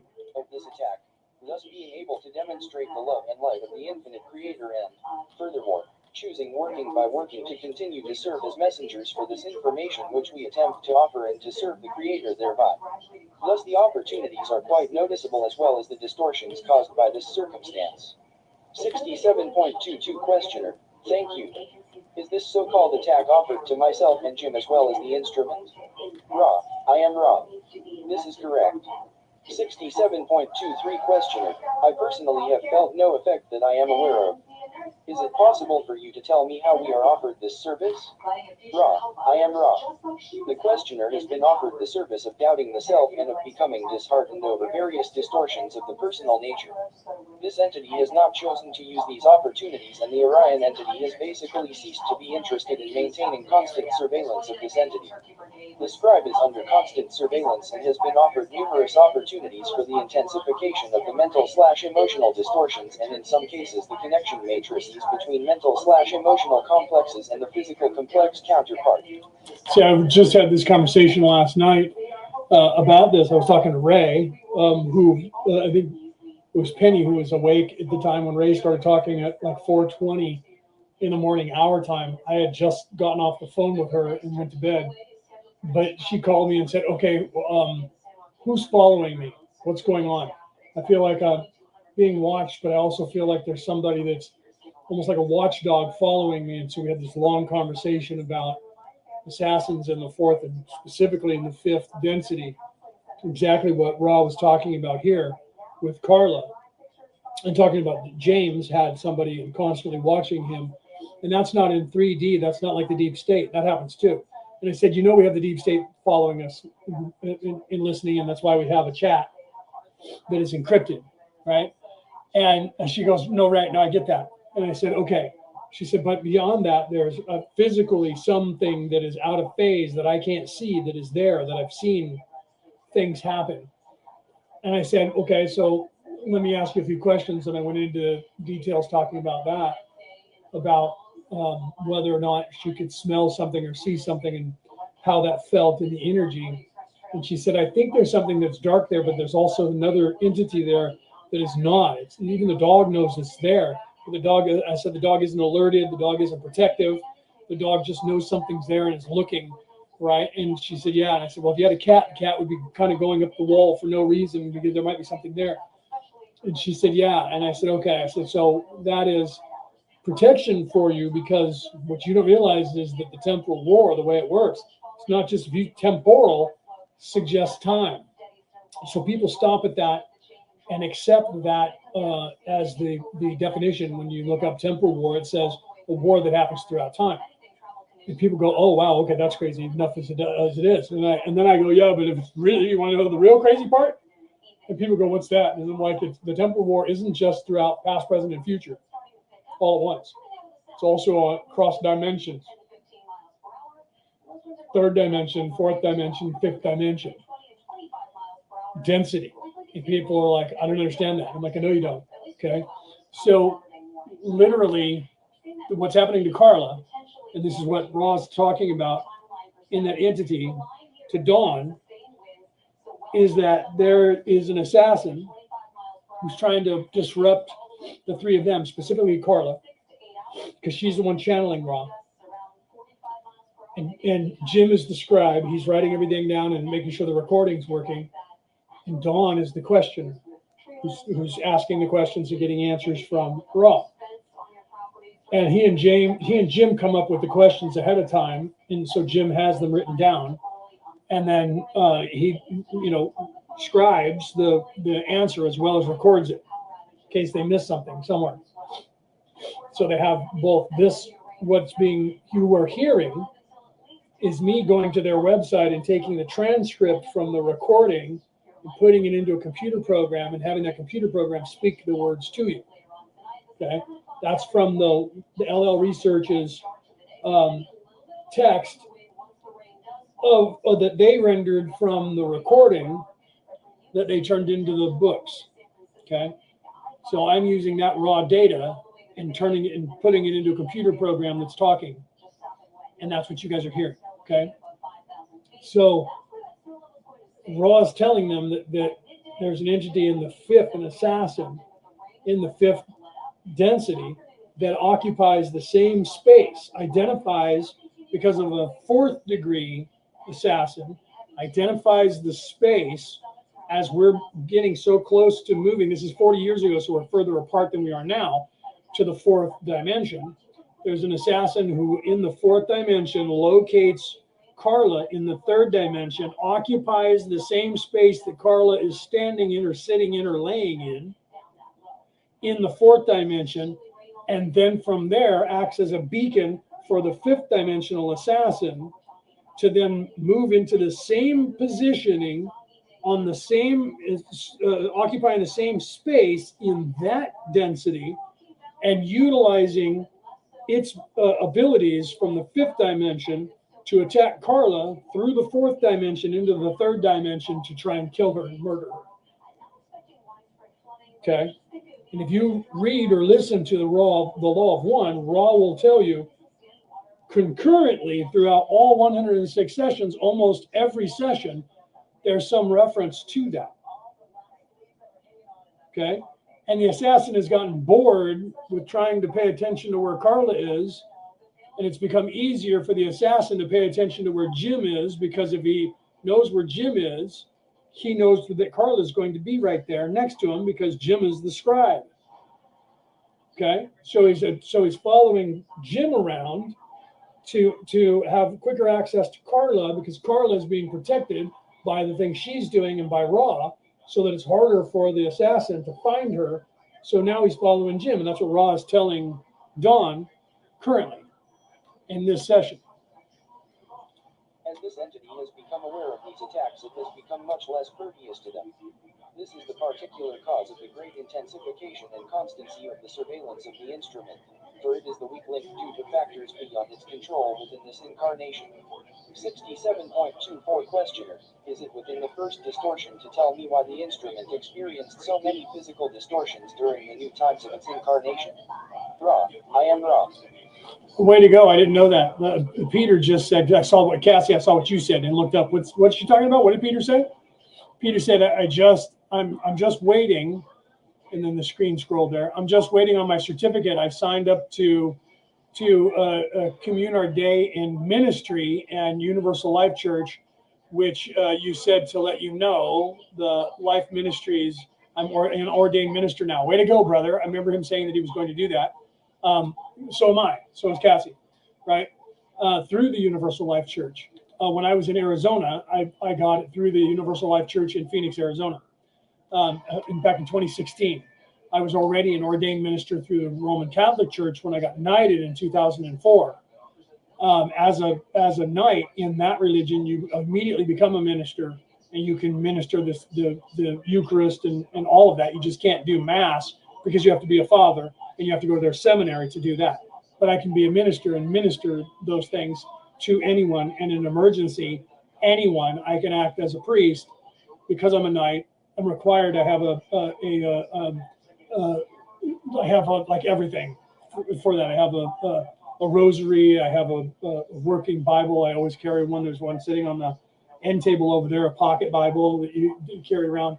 I have my clergy license and badge in my satchel, which is on this chair over here next to me right now currently, because I moved it off the dining room table.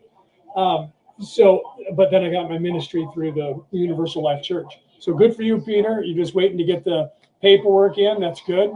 I'm glad that you did that. That'll change your life. Just having that changes the way you think. You were already doing it anyway. All right, let's continue. This is correct. 67.25 Questioner: in that case, can you answer me as to why the instrument experienced so much during its early years? Ra, I am Ra. We were affirming the correctness of your assumption that such answers would be breaking up. So Penny said, so Leo, could that be why I have woken up with bruises when I sleep alone? A funny thing that Ray just talked about that too is last night, saying that she had marks. Some of that, yes, some of that stuff goes on because, and this is what I said to her. Do you remember in the movie The Matrix when Neo was in the Matrix and he was sitting in the chair with the thing in the back of his head, and he was in the Matrix and he was fighting Mr. Smith in the Matrix, and Smith was beating him up. And when Smith was beating him up, he coughed up blood in real life. Okay. And Neo asked Morpheus, if you die in the Matrix, do you die in real life? And the answer was basically yes. The body can't survive without the spirit. So what they didn't really talk about so much in that movie was that you were going out of body when you went into the Matrix. you were going out of body. You weren't just going into a computer program, you were going out of body into the computer program. So like a dream state, what happened to you in there, the difference is when you're in a dream and something happens to you in your dream, it doesn't manifest so much on your physical body in real life. The pain does, the fear does, and you wake up and you think that it was real, right? But you don't have the blood or the wound on you. But in the Matrix, what happened to you in there, if you started believing that the Matrix was real, the pain would manifest in your physical body. When you're out of body, if you're astral projecting and you physically get into a confrontation with another entity, that does manifest in your physical body. I've had that happen. Okay? It manifests. So sometimes you're out of body while your body is hibernating, while you're asleep, your soul, your spirit is out of body and you're doing other things. Sometimes you can get attacked when you're out of body, and then when you come back into body, you'll wake up and you'll have scratches, bruises, and people just say, oh, I must have hit myself while I was sleeping, banged my arm. And unless you're actually recording yourself, which people have set up videos recordings of themselves to find out how did I get that. And if you don't see them beating on themselves in their sleep, then all of a sudden they manifest. This has been proven, documented. Somebody's laying there sleeping, and all of a sudden they have everything monitoring their body, and all of a sudden they're under stress. Their body is stressed like they're running or fighting or in combat, and they're just sleeping. But there's something going on, and then they wake up and they have manifest scratches or bruises or wounds on their body, and they have memory of receiving those wounds in what they thought was a dream. And as it turns out, when science has looked at this, they've been out of body and they were somewhere else. And they got into a confrontation with, say, a demon, subdemon, some other entity or whatever. And then they came back into their body, and some of the wounds, not as drastic, but some of the wounds manifested in certain ways on their physical body in this reality. Okay, so I had the same conversation with Ray last night, weirdly, early in the morning, and I was up until 4 o'clock in the morning with her. I got off the phone at 4:15, and then when I woke up this morning at 8, I saw that 20 after 4, she was in the Law of One chat talking. And Penny, you were woke up by that time because you're in a different time zone, so it was morning for you. And you were talking to Ray for a few minutes. I just went, Ray didn't go to sleep. When I got off the phone, I was like, I got to get this body needs to hibernate. I got to go. I got to get up in 4 hours to get my mom up and start the day. She was like, okay. And then I got off the phone and went to bed. And then when I got up at 8, got in the shower and got out and was getting my mom out of the shower, I sat down and looked at my phone, and there I was like, oh my God, she didn't go to bed. She was talking to Penny. That's hilarious. All right, let me continue here. The way of confusion. It is not appropriate for such answers to be laid out as a table spread for dinner. It is appropriate that the complexes of opportunity involved be contemplated. 67.26 Questioner. Then there is no other service that we can at this time offer than fifth density entity of the Orion group who is so constantly with us. See, so Penny, Penny just said, I put it up on the screen for those of you who are on the MP4 broadcast, but those of you on the MP3 broadcast, you can't see that. Penny said, I woke up one time and was bleeding. I had been bitten, and I had the markings on me when I was in my sleep. And sometimes it manifests. I actually was awake one time. And I went over. I got a call from my first wife. She said, can you come over? There's something that's kind of freaking me out in my house, and I would like you to see it. She wouldn't tell me what it was. And I get why she didn't, because she wanted to see if she was crazy or if I would pick up on the same thing. And I went over to her house, and she said, come upstairs and come into my room. I want to show you something. And I walked into the room, and I was looking around the room, and I was drawn to behind me. So I had walked in the room, and there was a wall that went this way, right? Because there was a room and a window overlooking the driveway on the second floor. And I walked into the bedroom, and I turned and I looked, and there was a little wooden figure that was hanging on her wall. And it was a little dog that had been carved from a single piece of wood, a little dog sitting on a swing, and the swing had a little metal thing that came up, and that was what was hanging by a nail. And the dog was sitting there with his tongue out and his little smile on his face like he was swinging. Woohoo! Right? Only when I looked into the eyes of the dog, they popped at me, and there was an evil entity inside that wood, attached to the wood, that was looking at me with hatred, hate and disgust for me. Hatred. I couldn't really do anything because it was bound to the wood. So I immediately pretended that I didn't notice it right away. And I kind of looked around again, and I was talking to her, and then I launched myself at the wood. And as I was doing that, I reached over and grabbed a towel that she had sitting on a chair and put it over the top of the piece of wood of the little dog, yanked it off the wall, wrapped it up in the towel, and then forcibly bound the entity even harder into the wood. Scared her. She jumped, almost fell over. She started crying. She freaked out. And she goes, oh my God, what are you doing? And I said, where did you get this? And she was like, so you saw something? And I'm like, yes, this thing has got something very evil inside of it. And I'm like, where did you get this? And she said I guess it was her ex or somebody gave it to her.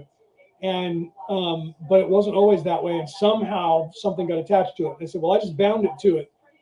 I hope you don't want this thing anymore, because we have to get rid of it. I either have to burn it or have to bury it. And she said, okay, do whatever you need to do.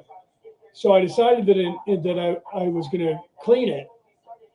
And I said, if you want it, I can clean it out and give it back to you. It's kind of cute. And she said, if you can do that, well, I probably should have just buried it. I eventually ended up doing that. Eventually buried it. But what I found out was when I looked at it again that I was going to need to bury it, and it was actually a trap. And I ended up getting attacked by some real nasty soldier demons, 2 of them. And I ended up having to pull in some assistance because I was in a fight for my life. I literally got pulled out of body, out of phase with this reality while I was still physically in this reality. I was pulled out of body by them and attacked by them. The whole entire thing was orchestrated to catch me off guard, to attack me. She was unaware of that. It was her or me, whichever they could get, they were going after. And they were hoping that she would do exactly what she did and get me there, and that I would be unaware of it. Luckily for me, I always have weapons on me. Right now I have knives on me. I always have weapons on me, or within reaching distance of my physical body at all times. Not a joke. Okay? I've been that way my entire life, trained that way by my father. So those tools also work in the astral.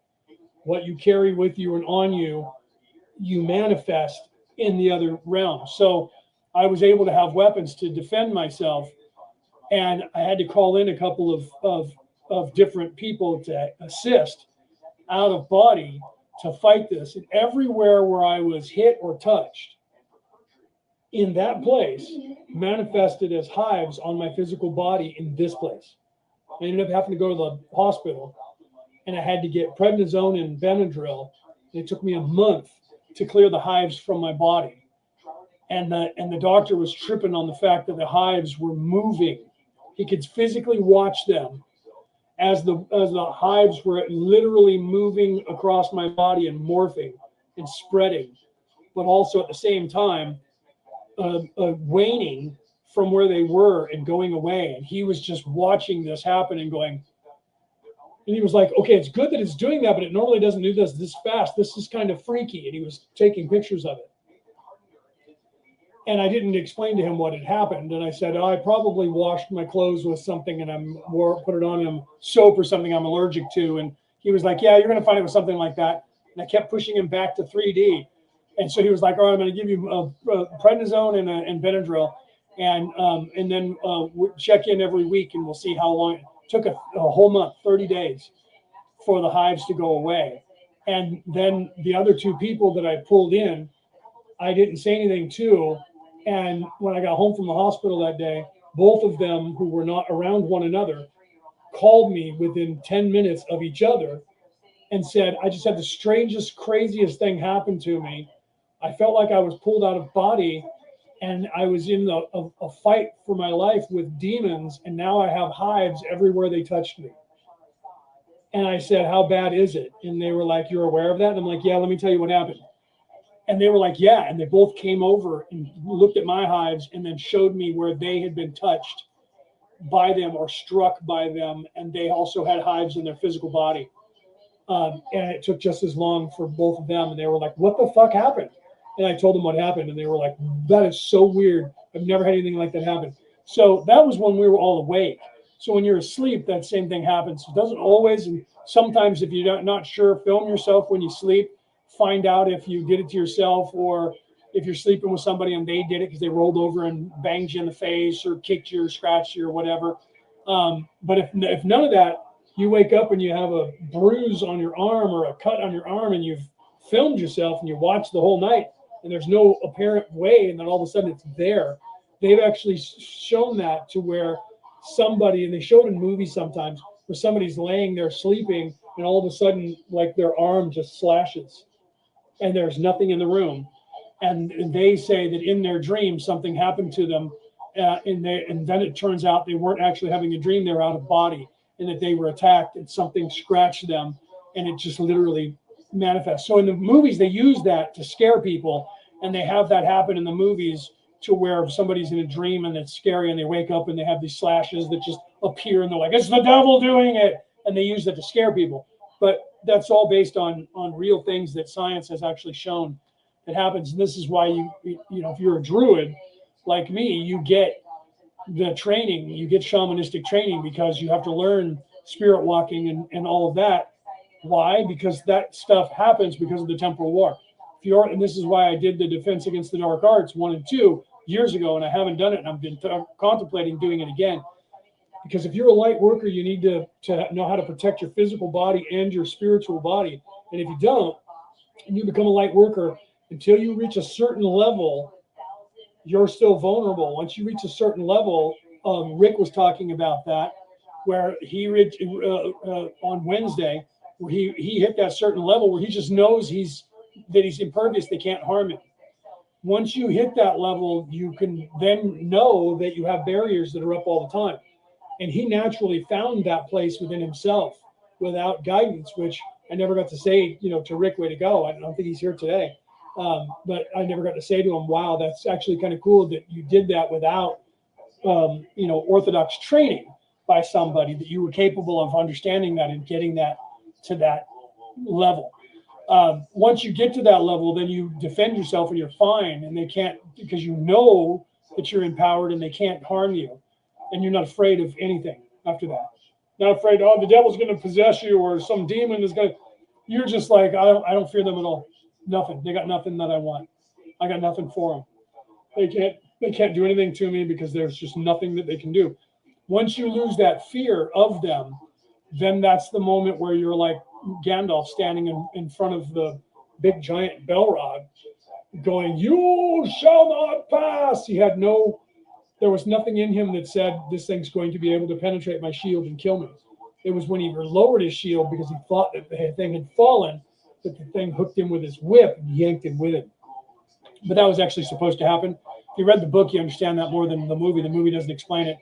You kind of realize it because he dies and then he resurrects as Gandalf the White.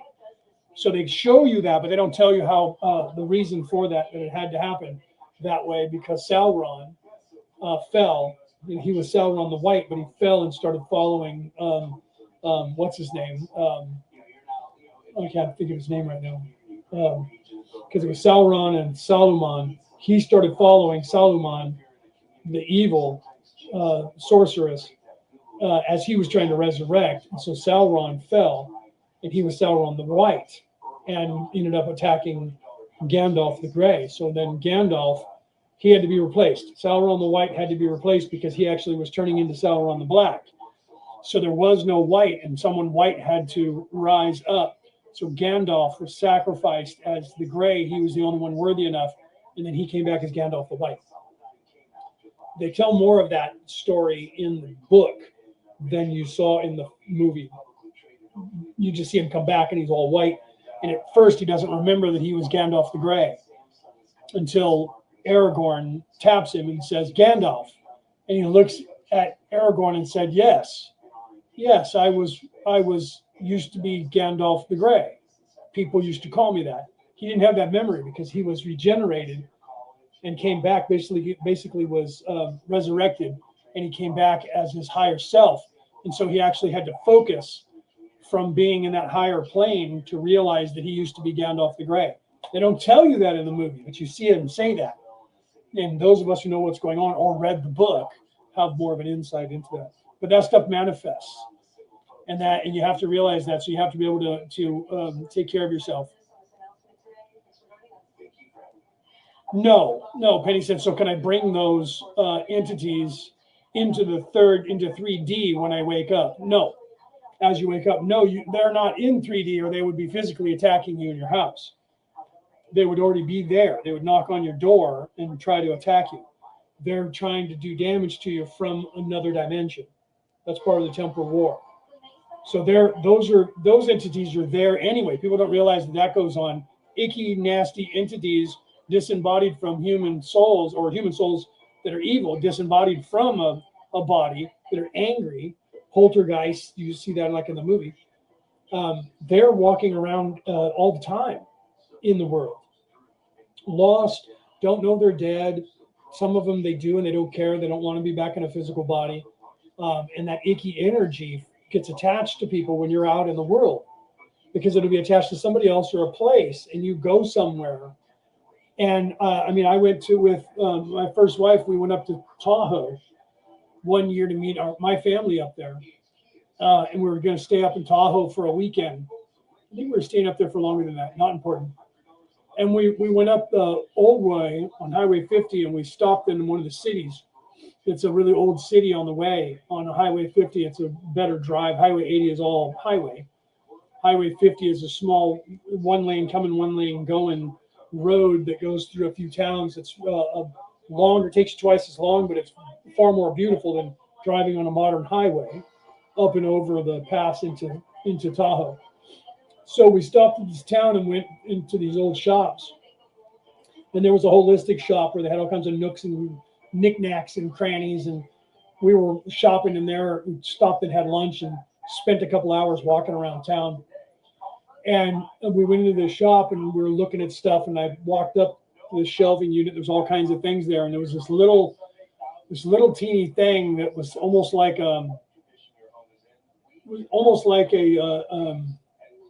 something you would have a genie in, but not a bottle.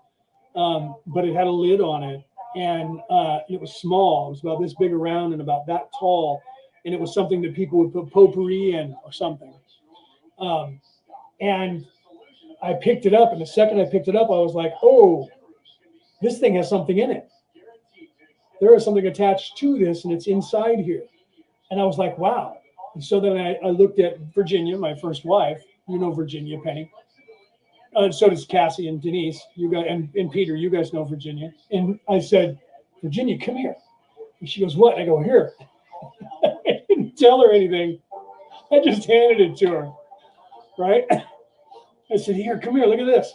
And I handed it to her, and she grabbed the hold of it. And she went, and she almost dropped it. And I caught it.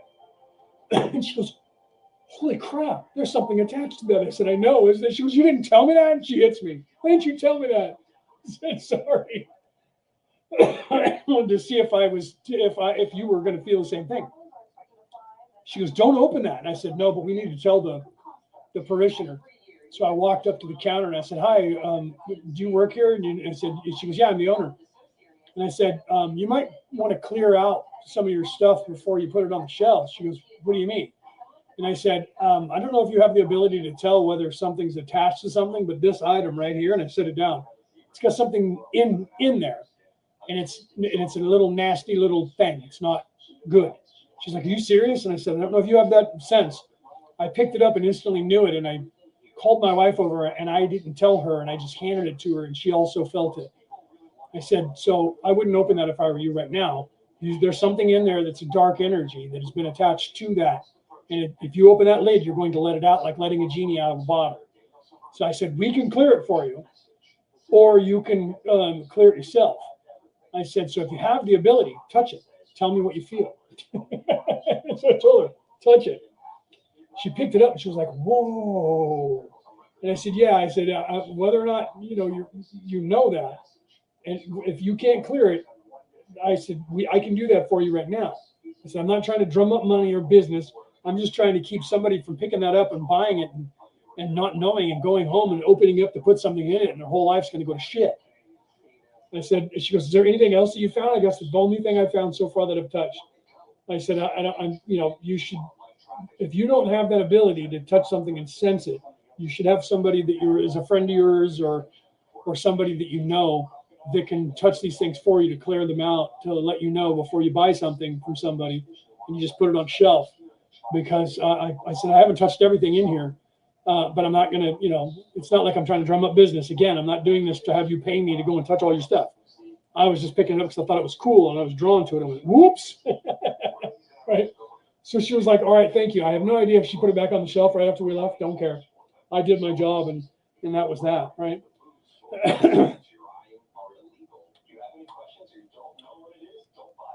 Right. Yeah. Protection. Yeah. Cassie said protection, protect. Yeah. Reflect, energy, protect, bubble. We teach you how to clear out a house, how to clear out a room. If you can't walk it with smoke, because some people have lung issues or they're allergic, you can't burn incense or you can't burn sage because you can't take the smoke. There's other ways to clear out a house, an item that you don't have to. You could use a pendulum and scry it. You could use almost anything.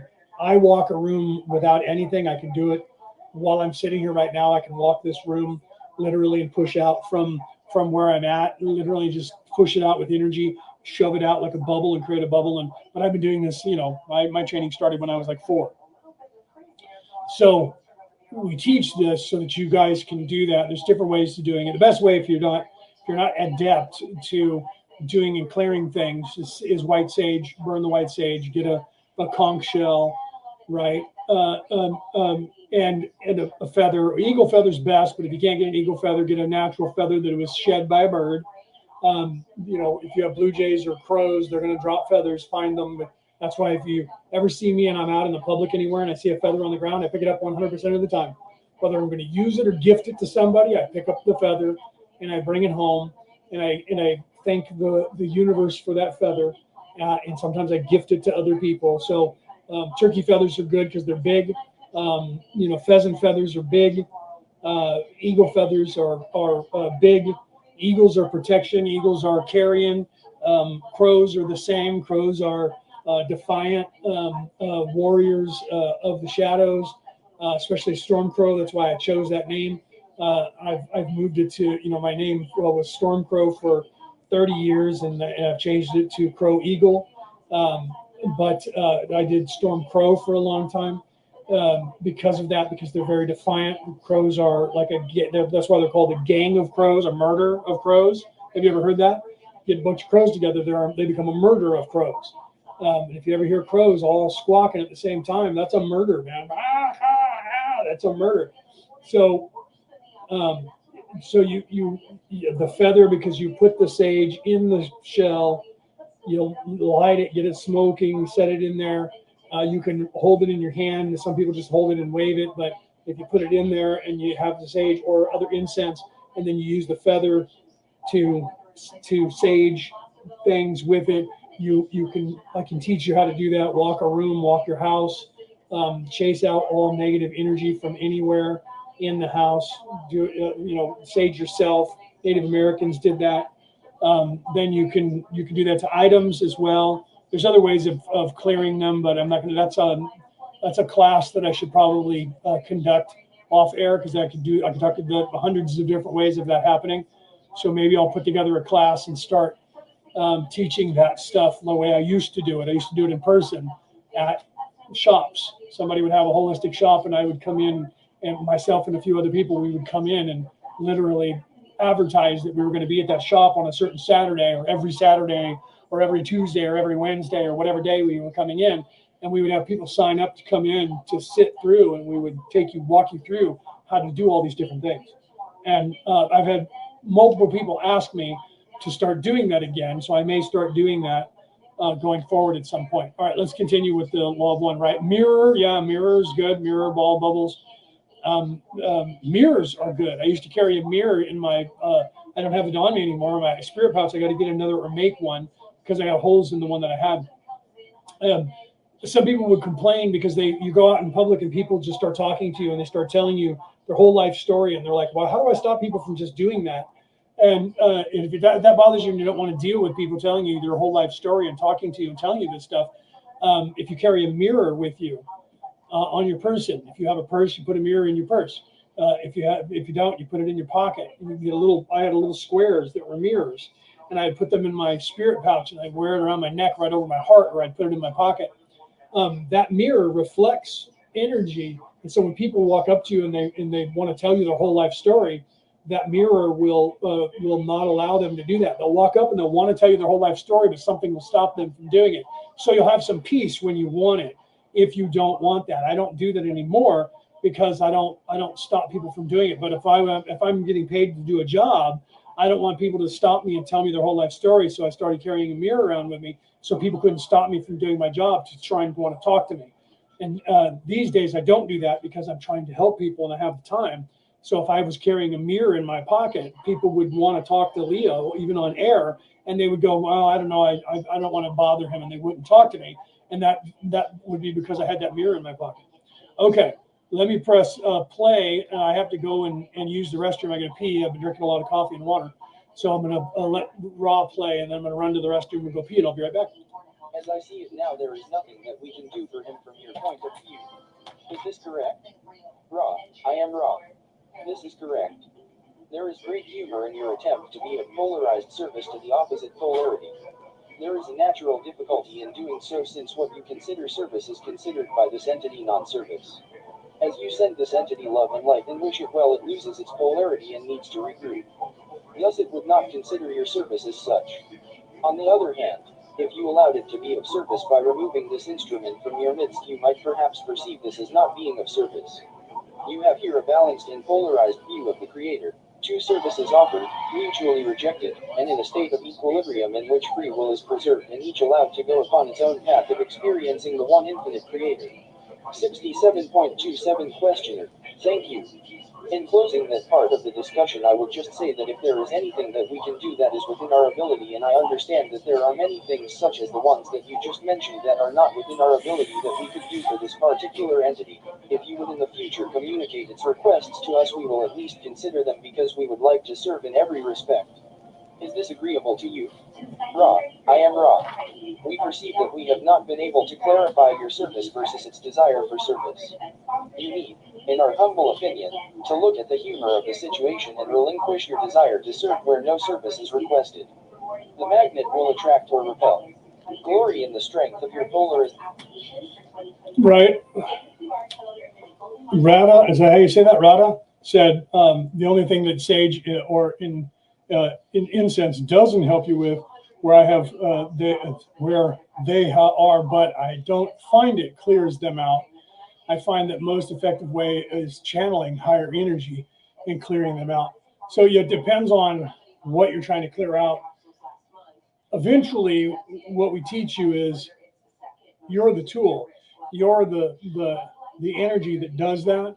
So eventually you don't need any of those tools, but you have to be in a 4D, almost a 5D thinking and realization of who you are as a spirit, as the co-creator, to be able to just push them out with your own energy or the energy of the universe itself with repelling them. Once you get that concept down, you don't need any tools. You don't need sage. You don't need a wand. You don't need a weapon. You don't need anything because you're the tool. You're the all of that.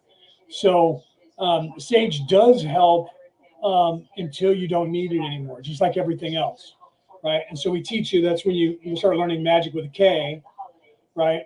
You can't use high magic until you can. So people can't dabble with high magic because you don't have access to doing it until you may think you're doing high magic, but you're not.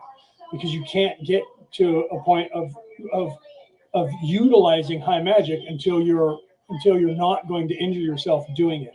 So when people say don't dabble with magic because you're going to unleash some evil entity, it's going to kill you, and that's just fear.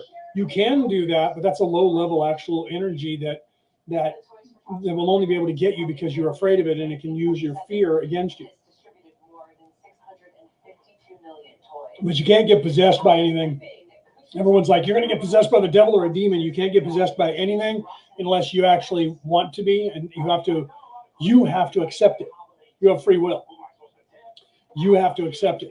So anybody that says, I was possessed by a devil or a demon, that's because you wanted to be. It's because you wanted to be, or you wouldn't have had it done. You have to accept that. Vampire, that's the vampire knocking at the door. The vampire has to knock at the door, and you have to accept the vampire into your house.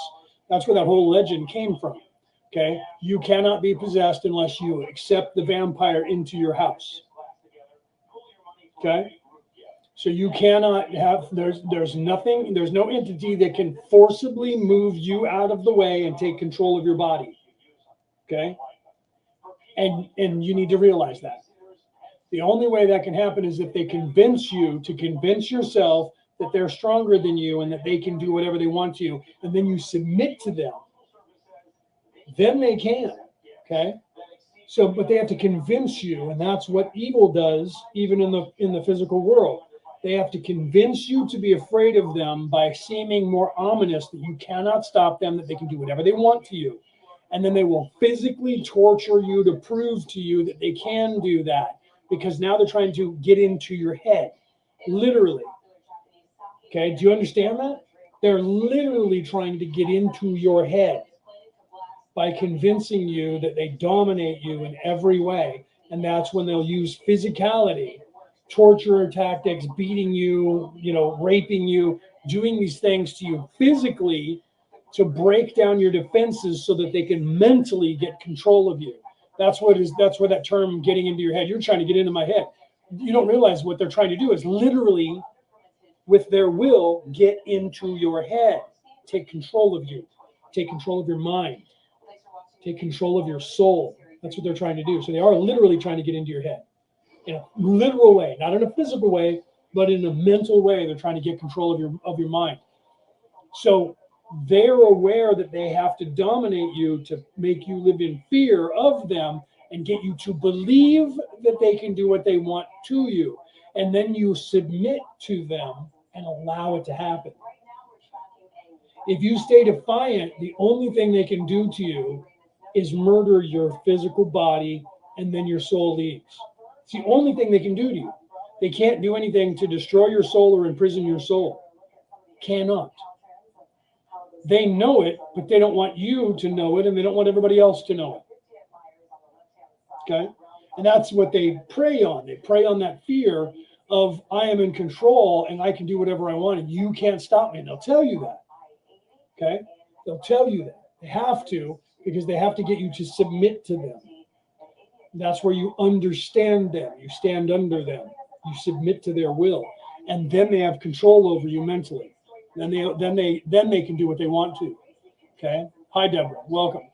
All right? So you have to realize that. You're far stronger because of you and who you actually are. Every one of you is free. Every one of you is a co-creator. Evil people have to dominate you to gain control of you. If you don't let them dominate you, they cannot control you. And this is why we teach you, and Ra talks about that. Greet them with the love and the light of the infinite creator. Know that. And that's why when people say, well, I'll bring in Archangel this or Archangel that, that's fine. If that tool works for you, do it. Do you see? And that's why we don't discourage anybody and say, don't do that. You don't have to do that, but you have to not do those things. You have to be aware that you are as badass as that archangel already. Once you come into that on your own, you won't cry out for help anymore because you will stand up. But that's not an easy feat. You can't just turn that on. Some people can, but it takes training for most people, because in this place they beat you down and convince you that they're in charge, they're in control, they own you, they own everything, and there's nothing you can do. You're hopeless, you're helpless, and you're just a slave. The same thing that Errol, the alien that didn't happen at Roswell, New Mexico, that I didn't do 25 episodes about that entire CIA interview with her. Okay, that's not in my archives. Wink, wink, nudge, nudge. Know what I mean? You can look back in my archives. It's there. Okay, 25 episodes. The reoccurring thing that she was doing was reinstilling on the human race: you're a slave race. You're useless. You're nobody. You're stuck. You can't get out. And then in the same breath, she'd go, by the way, the machine that's holding you there is broken, falling apart. So I think in her own way, she was trying to help the human race. And I think that's why she allowed herself to get captured. She was trying to help the human race and trying to warn us that her race was basically the modus operandi was the same, was the Orion Crusaders. So I believe that. But I didn't teach that as much when I talked about it in those 25 episodes. I was saying, look, her race of beings are in service to self. And that's what she's telling you. She's trying to convince everybody here in 1947, trying to convince everybody that you're hopeless, you're stuck, you can't get out. We're not coming back for you. We might come back for you, but you're in a prison. That's the lie that they tell you with a little bit of truth. And a little bit of truth is this is a matrix and it is a prison of the mind. But it wasn't designed by evil third dimensional aliens. It was designed by the creator of the universe. Okay? Because this is the hardest time you'll ever have in your existence, right in the very beginning.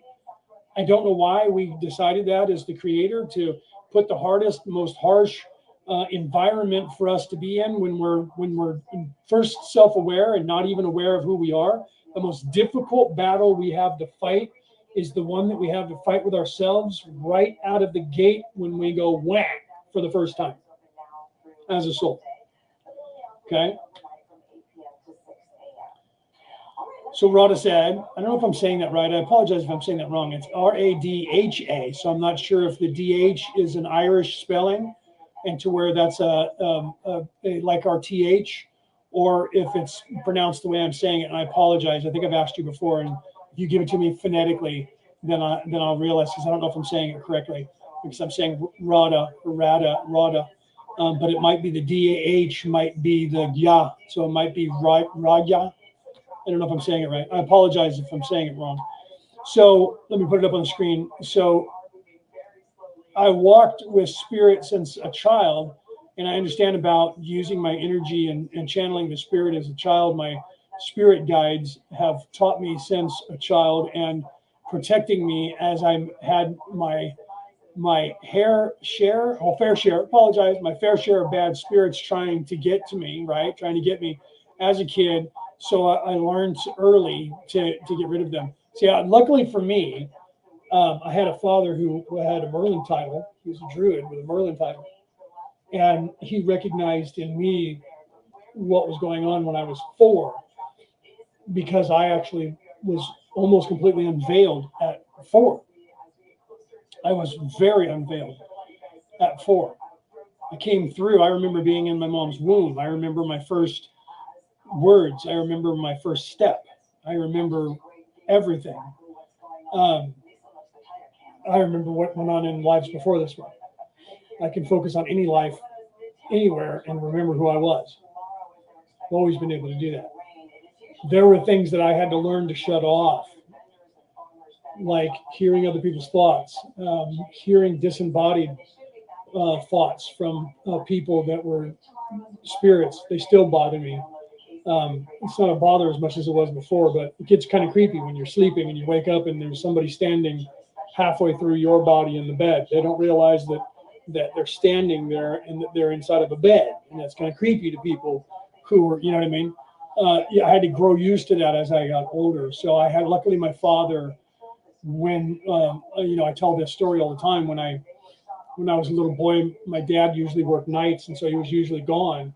And my mom would put me to bed. And after my mom would put me to bed, I had these 4 rocks that I got from the river rocks on the side of our house. We had a gravel side of our house that my dad parked a boat in that we were building, and a truck. when we were building another truck out of two old trucks. We were taking all the parts and building one, and we had a boat that we were restoring, and he had gravel from a river rock down on the ground, and I picked up 4 of them, and I was putting them on my bedposts at night, and I was casting a bubble to sleep in so that no negative evil energy could get me, and I could sleep peacefully and not have to worry about that while I was asleep. And one night my father was off, so he came in to tell me good night, and I was doing that, and he saw me, and he said, "What are you doing? Why are you doing that?" And I told him that I was casting a bubble to sleep in so that negative energy couldn't get me. And he said, "Who taught you how to do that?" And I said, "No one. I just know how to do it." And he goes, "Okay, all right, so tell me what you're doing." And I did, and he was like, "Okay, you're right. And no one told you how to do that? You didn't see that on TV or have somebody tell you?" And I said, "No, I just know that this is how you do it." I was 4. And he said, "Okay, so why are you doing it?" And I said, "Because I don't want the evil to be able to get me." And he said, "What evil? Is there evil here in this room?" And I said, "No." But I pointed out the bedroom window, and I said, "Out there." And he looked out the window, and he looked at me, and he says, "So there's evil out there?" And I said, "Yes. Behind that tree right there, we had a apricot tree and a black walnut tree." I said, "Hiding behind the walnut tree right now is some evil that is right there." He looks out and he says, "Where?" And I said, "Behind that tree trunk, hiding behind the tree trunk, looking out." And he says, "What do you see out there?" And I told him, I said, "There's this glowing red, evil looking thing with glowing eyes that is really angry and hates me. And he's right there." And he said, "You can see that?" And I said, "Yes, it's right there." And he says, "I know that, but you can see that." And I said, "Yes." And he said, "Okay, son, nothing is going to harm you. That thing's not going to harm you. I can see it too, and you're going to be okay. I'm not going to allow it to get to you. Do you trust me?" And I said, "Yeah." And he said, "Okay, go to sleep, and tomorrow your training will begin." And I said, "What training?" And he said, "We'll talk tomorrow." And that was my Merlin training that started. And I didn't get the title until I turned 19, just before my father died. And I got that title. And so I was lucky enough to have him as my father, so that a lot of things that I learned, I was able to learn from him as he was training me. And if you don't have that, luckily for you, you were able to figure that stuff out on your own. Some people have that ability. Would I have? Well, I don't know. I was 4 at the time. I was already figured out how to protect myself. So it's a very good possibility I would have instinctively also been able to do far more. Had my father not been my mentor at that point, I wouldn't have the father that I had. Okay, so this is why some of us teach this. So I'm glad that you have that ability, and that it sucks that you didn't have somebody that could help you, but I'm glad that you did have the ability to figure that out and to be able to do that on your own, because not a lot of people know how to do that, and they get lost, and some people get discouraged, because that's what they're trying to do, is discourage you through opposition, so that you don't learn and further yourself. You quit and stay in the 3D and continue living life, and you just want to shut all that off because you're afraid of it now, because they keep scaring you. Move, and scare you every time you start getting spiritual. They scare you back into your body. That's what they do. That's why they do that. See, Penny said her son could see glowing red eyes as a kid as well.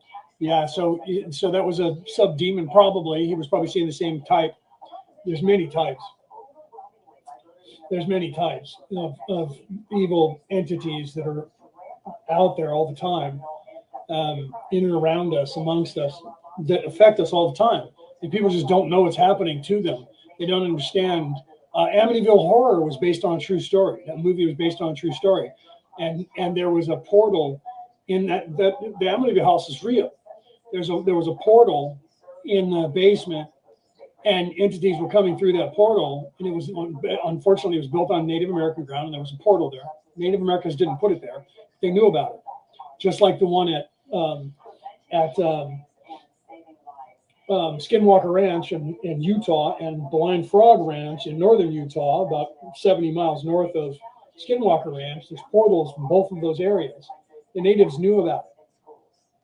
So if you watch Skinwalker Ranch, the television show, those guys are investigating that because they own that land on the Butte land there, that is now owned by that guy who owns the Skinwalker Ranch, and they're investigating that. And they have been for years now, and they're having all kinds of stuff happen to them there, and they're filming all of it. It's kind of cool.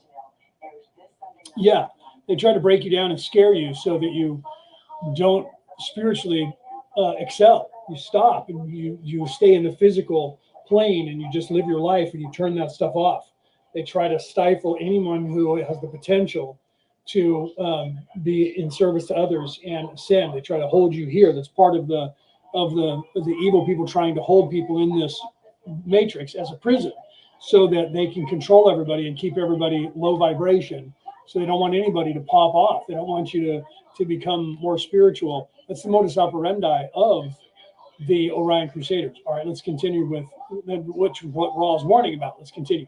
And allow others of opposite polarity to similarly do so, seeing the great humor of this polarity and its complications in view of the unification and sixth density of these two paths. 67.28 Questioner. Thank you very much. I have a statement here that I will quickly read and have you comment on the accuracy or inaccuracy.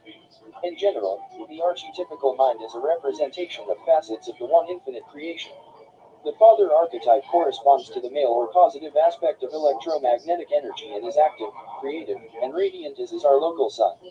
The mother archetype corresponds to the female or negative aspect of electromagnetic energy and is receptive or magnetic as is our earth as it receives the sun's rays and brings forth life via third density fertility. The prodigal son or the fool archetype corresponds to every entity who seems to have strayed from unity and seeks to return to the one infinite creator. The devil archetype represents the illusion of the material world and the appearance of evil, but is more accurately the provider of catalyst for the growth of each entity within the third density illusion.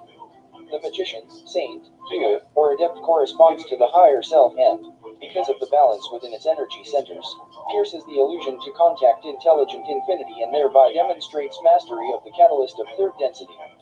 Here, Dawn is going through the tarot cards and referring to the archetypes that are making up the tarot cards. I probably should have gotten back on track before I started playing that, because if you just popped in, you're like, what the hell is Dawn talking about here? So he's making broad statements because he's literally just gone through 4 or 5 archetypes, and he's saying, correct me on this, and he's going down what he believes instead of going to each one. Watch how Ra will answer he'll probably get snarky with him.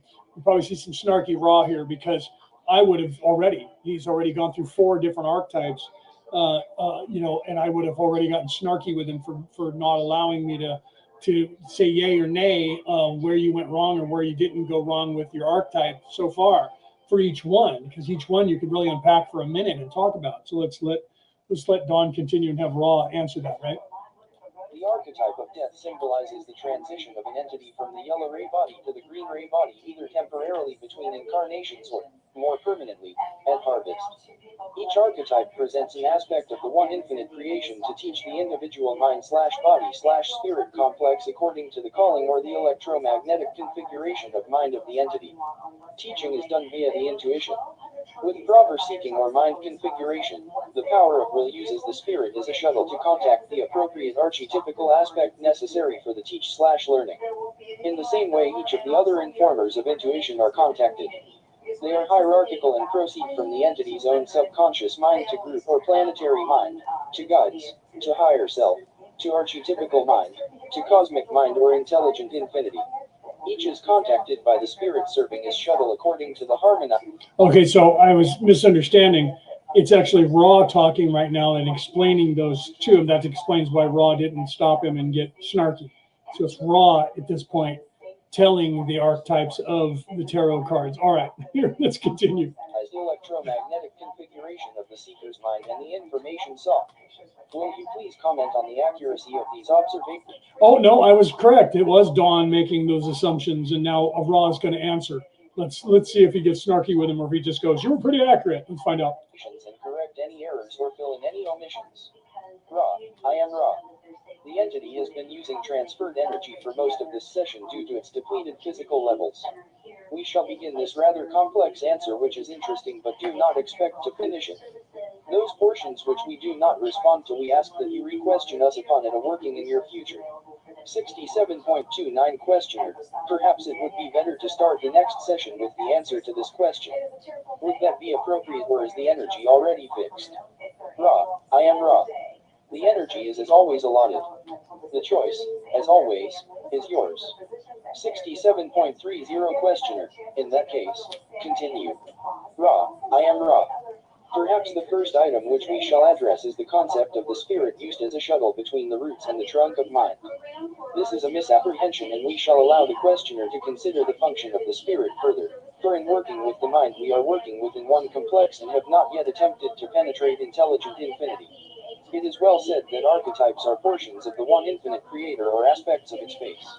It is, however, far better to realize that the archetypes, while constant in the complex of generative energies offered, do not give the same yield of these complexes to any two seekers. Each seeker will experience each archetype in the characteristics within the complex of the archetype which are most important to it. An example of this would be the observation of the questioner that the fool is described in such and such a way. One great aspect of this archetype is the aspect of faith, the walking into space without regard for what is to come next. This is, of course, foolish, but is part of the characteristic of the spiritual neophyte. That this aspect was not seen may be pondered by the questioner. At this time we shall again request that the query be restated at the next working, and we shall at this time cease using this instrument. Before we leave, may we ask if there may be any short questions? 67.31 Questioner. Only if there is anything that we can do to make the instrument more comfortable or to improve the contact. Ra. I am Ra. Continue, my friends, in the strength of harmony, love, and light. All is well. The alignments are appreciated for their careful placement. I am Ra. I leave you now, my friends, in the glory of the love and the light of the infinite creator. Go forth, then, rejoicing in the power and the peace of the one infinite creator. Adonai. So I figured that Ra wasn't going to answer. I didn't realize how close we were to the end of that session, but I figured Ra wasn't going to be able to answer that because Dawn literally just went through all of the archetypes, not including the other archetypes of, depending on the tarot deck, of like the wands or swords or cups or saucers or whatever, but the archetypes of the others, which in a deck of regular playing cards would be the jack, the queen, the king, the ace, and the fool, which would be the joker. In that, without the suits, do you see? So those are all archetypes as well. In fact, the playing cards, regular standard playing cards, come from the tarot deck, the tarot deck. When they became outlawed, those gypsies who were still practicing spirituality had to hide the tarot cards, so they made the playing cards that we currently have, and they in the suits to become those, like the diamonds would be the swords, and the hearts would be the cups, and the like. They transposed, or depending on because there's oracle cards now. There's as many types of, there's hundreds, if not thousands of, probably tens of thousands of types of cards now for doing tarot readings, because it's no longer illegal in most parts of the world. But there was a time when that was illegal. So what they would do is they made the playing cards, and then they would, if they were doing readings, they made up games that they would play with the cards so they could do a reading. And if somebody were to come over, but what are you guys doing? We're playing this game. And they could teach people how to play the game. And the game was innocent enough, Go Fish, things like that, Bridge, these different games that we play with those cards, War. But then as soon as that person who might be in authority would walk away, they would go back to divination. They'd go back to doing a card reading. And then they would just sit there and hold cards in their hands. And if the people showed up, they would go fish. And do you have threes? Go fish. And then the people didn't know that they were doing card readings. And that's how all the card games became card games. And eventually they started playing those games, and they became games. And then they started gambling with them. And now we have all these card games that people play and other ones that they gamble with. But they originated 100% from being able to hide the tarot cards from people who were, the tarot police, clergy, or whatever, that didn't want you, that was illegal for you because you were a witch, a hexa. You were a witch, and they would burn you at the stake if you were doing those things. So they just would play a game of cards. If you're sitting there holding cards all the time, playing a game of cards, you could, when they walked away, give a reading to somebody. Do you see? And if they walked back over, you'd go, "Do you got any threes? No, go fish." And you would just pick up a card and put another card down and act like you were trying to play the game. And that's how they got around those laws back in the day. Well, now we're 800 years further on in life, and now the cards have taken up playing games. That's how it got started. They talk about that as we go to the next session and the session after that, when we're talking about tarot, that Ra will explain that in as much detail as I just explained it. But most people, right? Cassie said that is cool. I had no idea about playing cards being related to the tarot. That's why they were invented. Playing cards were invented. And so the pictures that were the tarot cards all became the suits, and the only things that they kept were the archetypes cards, and that's the Jack, the Queen, the King, and the Ace. Those cards are still picture cards, but all the rest of them are now suits, 4 suits, because there are 4 other archetypes, and then each suit represents, one represents life, one represents love, one represents strife, and so that's why it's either wands or swords would be the diamonds because they're sharp, and that would be a knife of some sort. And so whatever that representation is in any deck of cards that you get that are tarot cards. And then you have the clubs, and they all represent different, those 4 aspects that are all suited. 2 of cups, 3 of cups, or 2 of wands, 3 of wands, 4 of wands. Those are your diamonds, and then your hearts are another one, and the clubs and spades. Those are all the same. If you look, there's 52 cards. 52 tarot cards, unless you have an odd number deck, because some people have bigger decks or 23, but 52 is the standard, and then the Fool is the Joker, and so you have the Fool or the Hanged Man, right? And that is the Joker card, and so you have all the same cards because that was what they used, and then they've made up games that were fake that they would be playing if somebody walked up on them and they were just playing a card game. And people were like, "Wow, what's that? Teach me how to play that." And they would teach these people how to play the games.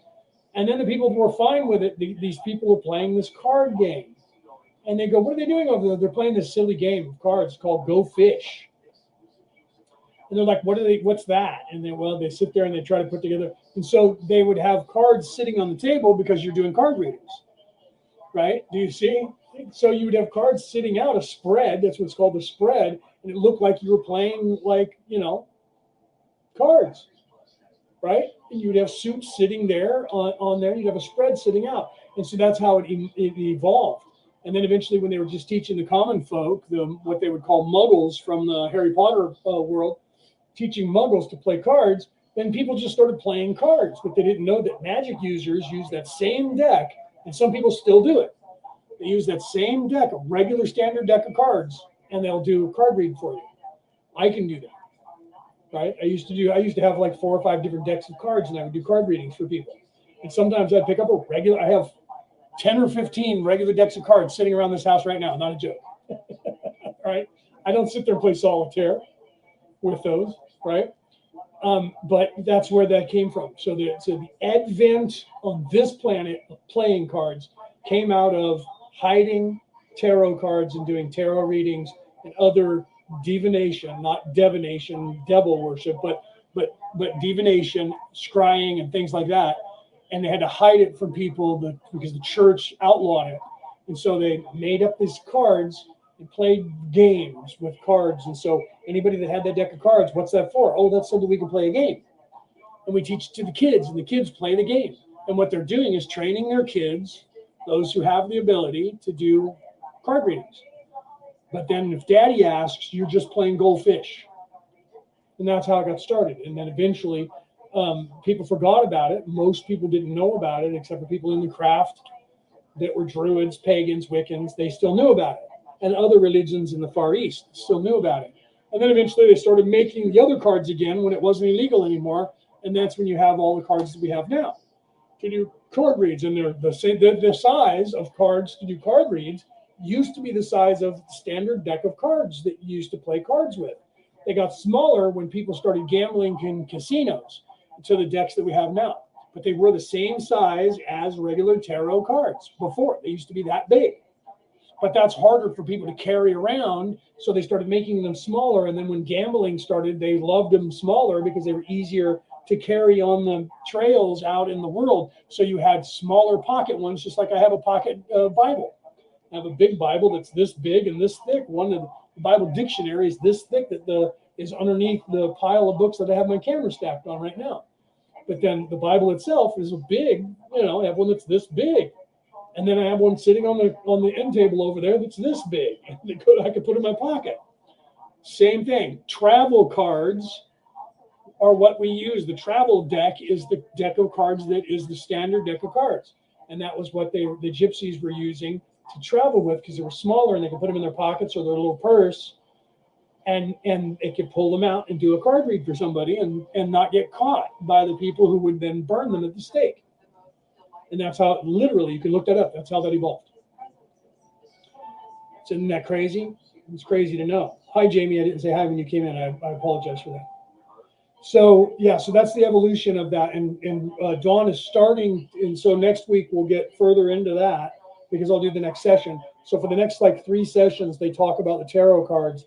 And if you pay attention to the next few sessions in the Law of One now, Dawn has Ra explained to him how to recreate the original tarot deck that came out of Egypt. And Dawn created that. And those are hard to find. I think it was Reese. If Reese is still here, Reese, if you're still here, let me know because Reese and I think it was Reese, and that's why I was asking if he was still here. Because I think it was Reese. He and I were trying to get one of those decks. I think it was Reese. And if it wasn't, I apologize, Reese. Years ago, we were trying to get a hold of one of those decks. They're out there, but they're hard to find. And if it is Reese, he'll tell you he actually got one of those decks. That's one of the replicas of the original deck. And so I think it was Reese. It could have been Peter, too. Peter Coyle, if you're still here. I don't remember if it was you and I. I think it was Reese and I that were trying to figure that out years ago, but don't quote me. It might not have been Reese. It might have been somebody else. But it was somebody that was in the Law of One, and we were trying to find them online because we knew they were out there because Dawn had them in the 80s. And I knew they were there because I had saw them. When you go to some of the card places, there's one that has the front of it on the cards, and it's a smaller deck. And it was recreated in the 80s by Dawn and a few other people around the world. And I think what's his name? Anton LaVey also recreated it. And so I think people from that satanic religion created them as well, and they're on the market. So we were looking for an old version of that online about 7 years ago to find them. Not because they're evil, because they're not, because you can use them for either good or evil, right? Yeah, see? And so Peter says there's an old Celtic reading with 3 sticks, right? That you have 3 sticks and you throw them. Yeah, that's a oracle. That's like in Eaters of the Dead that became the 13th warrior, where she used the bones and she cast the bones and ended up sending the 13 warriors to go back to Denmark to fight off the Vendée. So Peter says 3 sticks and you would throw them underground wherever whatever way that they landed. You'd throw them on the ground, and whatever way it would land, it would tell you the future. The same thing that the oracle did that with the bones for the 13 warriors. And so that's how they would come out. And so you would use the sticks, and how they would land would be that's where dice came out of that, by the way. Dice games, because dice was originally carved on bones, actual bone, and they would carve the bone into little squares and put dots on them, and you would cast the die. You'd cast the dice, And originally it was done with just pieces of bone, sticks, like Peter talks about. And how they landed would determine, and the person would oracle would read those, and it would tell your future. And so oracles would do that. So in the Eaters of the Dead, when Michael Crichton rewrote the story of Beowulf and made it into a book that ended up becoming the movie, The 13th Warrior, that Antonio Banderas starred in, that Michael Crichton ended up making a movie out of. He wrote that book when he was in college, and then turned it into a movie when he ended up doing movies. And that was the story of Beowulf, because he was reading the story of Beowulf, and he said somebody should rewrite this and publish this as a book. And his friend says, why don't you do it? So he did it. And then he published the book, and then he ended up making the movie of The 13th Warrior out of it. And the book was called The Eaters of the Dead. And that was the story of Beowulf, okay? That he turned the poem of Beowulf into the book, basically, that Ahmed wrote, that we have that poem from the Arabian area, from the Moors, from Arabia. That's how we have the story of Beowulf. So in that, when they found out that the Vendée had been attacking Denmark, they needed somebody to go and defend that. So they called for the angel of death. That's how it translated into Greek. She was an oracle, and she showed up, this old woman, and she cast bones with a couple of sticks on the ground, and then was telling the future and said 13 warriors must go to fight off the Vendée and meet this foe. And then she picked up one of the bones and said, who will be the first man? And the first Beowulf said, yea, I will be the first man. I will be the first man. Now I'm speaking Norwegian because he was. I will be the first man. And she gave him the piece, and so he kept it. And then she said, who will be the second man? And then I think it was Ato said he would be the second man. And then Herger, I will be the third man. That wasn't Herger, that was the other guy. Anyway. Yes, now I'm speaking modern Norwegian because they were speaking modern Norwegian in that movie. And I am not 100% fluent in modern Norwegian, but I'm studying it. So then they got to the 13th warrior, and she said the 13th warrior could be no Northman. And the only person who was of age that could fight was Ahmed, who was there in the crowd listening to this happen. And so when she said that and she held it up, all the Vikings turned and looked at Ahmed. This happened in real life in the 800s in real life. And they all looked at Ahmed, and Ahmed looked at his translator, who was translating through Herger, who understood Greek. He was speaking Greek, and to his translator, and his translator was speaking Arabic to him. And he said, why are they all looking at me? And he looked at Herger, and Herger said in Greek to him, no, the 13th warrior could be no Northman. And then he says that was funny, he says to Ahmed, the 13th warrior could be no Northman. And he says, what the hell are you saying? I love that. Antonio Banderas is such a great actor. What the hell are you saying? And he's like, you are the 13th warrior. Because he was the only non-Northman there besides his translator. And his translator was too old, so they looked at Herger, who at the time was only 18 or 17 at the time. And he says, you are going to be the 13th warrior. You have to go with them. They will not succeed unless you go with them. You are supposed to be the outside X factor that's supposed to go with them. So he was scared to death. He's like, I am not a warrior. And he said that to Herger, and Herger said, soon you will be, or you'll be dead. Right? So the oracle, even back then, was doing that. So that's where the dice came from with dice games. Same thing, that they were using the dice and casting the dice. And when people would walk up, what are you doing? Oh, we're playing this dice game. So liar's dice became a thing. And so what they did was they took bones and they carved 1, 2, 3, 4, 5, 6, and then darkened those in. And they would take the dice and they would throw them on the ground or put them in a cup and rattle them and pull up the thing. And when somebody would walk up, clergy or somebody, they would just start pretending they were playing a dice game. That's how dice became a thing in real life. Same thing, oracle readings of the bones And the dice were, that's why they're white, because originally they were done in bones and then in ivory. And that's why dice are, in fact, white for dice games. And it was always two in the beginning. They would take two dice, and now you do craps, and you shoot craps with two dice. And then you have different games that you play, like Liar's Dice, and what's the other one where you have them in a cup and you're Yahtzee or whatever it is. All of those games were made up out of divination. Again, people in oracles and scrying and doing readings for people of their lives, and hiding it from the cops, the clergy that would condemn them or murder them because they were using magic. And that's how a lot of our games, how we're invented, were to hide that from those people. The same thing with nursery rhymes. All the nursery rhymes were done the same way.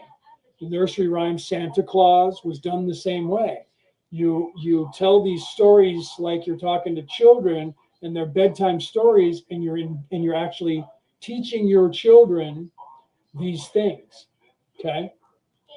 So the story of Santa Claus, you better watch out, you better not pout, right? That entire the song is about the Christ oil and teaching that. If you're a pagan and you're teaching that, and these people before Christianity wouldn't allow you to do it. So you had to teach your kids these things in a way with rhyming. That's why the rhyming, casting spells, rhyming. When you're casting spells, most people, if they're good spell writers, they rhyme when they do it. So poetry came out of spell casting, and now we have poetry. All of these things in history all came from, this is why people tell me I should write a book about this, the history of all of this stuff. But I'm not the only one that knows it. They're out there. You can go find these books that are already published that'll tell you the same thing that I'm telling you. You could probably Google this shit and you could learn this. So all these things came out of these different ways of teaching children and other adults without getting caught by people who were trying to stifle your religion from being a thing, or your spiritual way, because they were trying to dominate you with a different spiritual way, or completely dominate you to keep you from even practicing spirituality altogether, to keep you stuck in this place. So to get around that, they came up with code, talking to each other in code. And that's why the Vikings would never, and the Celts, because they're Southern Vikings, would never teach anybody their language and didn't write shit down. You can't be held in a court of law for something you wrote down if you don't write it down. So if everything's oral that you make people memorize, that forces you to have a better memory, and it forces you to then remember things. Nowadays, we have a phone that does it for us, and people don't even know their own phone number because they don't have to memorize it. I still know the phone number that I had, my first phone number when I was a little teeny boy. I still remember that telephone number. I still remember the address that I lived at when I was a kid. I can't remember the address that I lived at half the time when I was 45 years old, but I can remember the address that I lived at when I was 5. Okay? Isn't that crazy? I grew up in a house from the time I was 4 years old until I was 11 years old, and the address was 1689 Ashbury Drive, Concord, California, 925. It was originally 94520. It was originally 94518, and it changed to 20. And the area code was originally 415. Then it got changed to 510. Okay? Not a joke. I can't remember the address that I lived at when I was in my 40s right now. I can't remember the address I lived at when I was in my early 30s right now. But I remember the one that I was a boy. Why? Because technology started doing it for me by the time we got into the 90s when I hit my 30s. So I don't have all that memorized. I have my cell phone memorized right now. I don't have my sister's cell phone memorized, but I look at it when the phone rings. I look at my television, heads up display comes on my television, and I recognize it. But if they took my phone away from me and I needed to call my sister, I'd be like, oh my God, I know her area code 707. What the hell's your phone number? Because we don't rely on our own brains anymore. Our brains are going to mush. As we look at Penny, she popped up with the phone number from when she was a kid, right? First phone number I ever remembered. She has it right there, and the area code. Do you see? Back then, we didn't have the technology, so we had to rely on our mind. And we had to memorize that. So it was important for us. You got to know where you live. You got to know your phone number. You got to know the name of your mom and dad. So that was the stuff they taught to us when we were kids.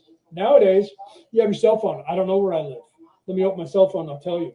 Your cell phone goes offline, and most people have no idea where they're at, how to get anywhere, who to call. They don't know anything because they don't remember it. Their brain has gone to mush because we rely on our cell phones to do everything for us. Okay, so that's why I always say the best thing that'll ever happen to this planet is if we lose all of our technology. And nuclear war or something that knocked out the grid would be the best thing that would happen to this planet. In the beginning, it would suck. It would be really scary for everybody. They wouldn't know what to do without the technology.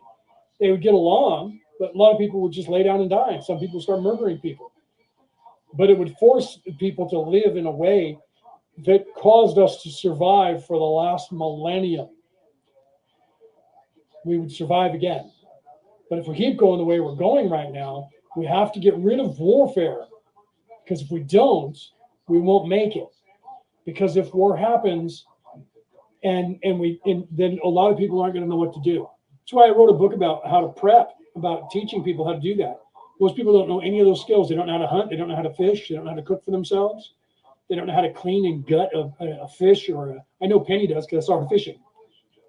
She took a picture of herself with a fish that she was fishing and bringing it home. So I know Penny knows how to do that because she did that about a month ago. She was a picture of her fishing and then a picture of her in her house with her fish. And so I was like, she's about to clean those fish in that sink. And I started laughing. I'm like, Penny knows what she's doing. She'll survive. She can fish and she can hunt. She probably can hunt. She can fish and get herself some food. Penny will survive if the world gets shitty. She's old enough to remember how to do that. She's done it. I just giggled when I saw that. And I was like, she's cool. She's going to make it. She remembers how to do it. It was funny. I didn't say that to her, but I was like, I gave her a thumbs up and I was like, way to go, Penny. Right? So, but most people don't know how to do that. They can't plant food for themselves. They don't know how to cultivate that. They don't know how to do anything. My poor brother can't cook. He's learning slowly, but he doesn't know what to do. And I know he doesn't know how to hunt because he's never hunted, right? When he was a kid, though, we did it. We hunted, we fished. We did that stuff, right? I tell people right now, while you have the chance, Google is your best friend. You want to know how to gut and clean any animal on the face of the earth that is legal to do? There's videos that show you how to do that. It's actually pretty simple. It's actually pretty simple. Any animal that you're going to gut and clean, you want to start at the vent, the poop hole. That's where you start cutting. Cut around the poop hole. And that's how you start the skinning process. And then you go into the guts and you make sure that I'm not even going to tell you how to do it, but you got to make sure you're careful so you don't cut the urine sac and spoil the meat, or cut open you got to start bleeding it first and hang it up to get the blood out of the veins. And then you got to pour the guts out, then do that, get the blood out of the veins and get the guts out of it, clean that out, wash that out, and get the skin off of it. And then you can preserve it and cook it and eat it.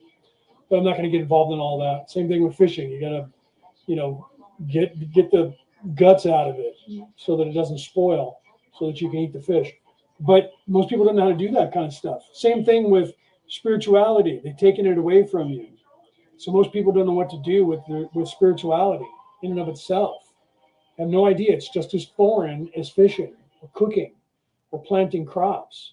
It's just as foreign. Spirituality is just as has lost on the public. It's been done on purpose by people.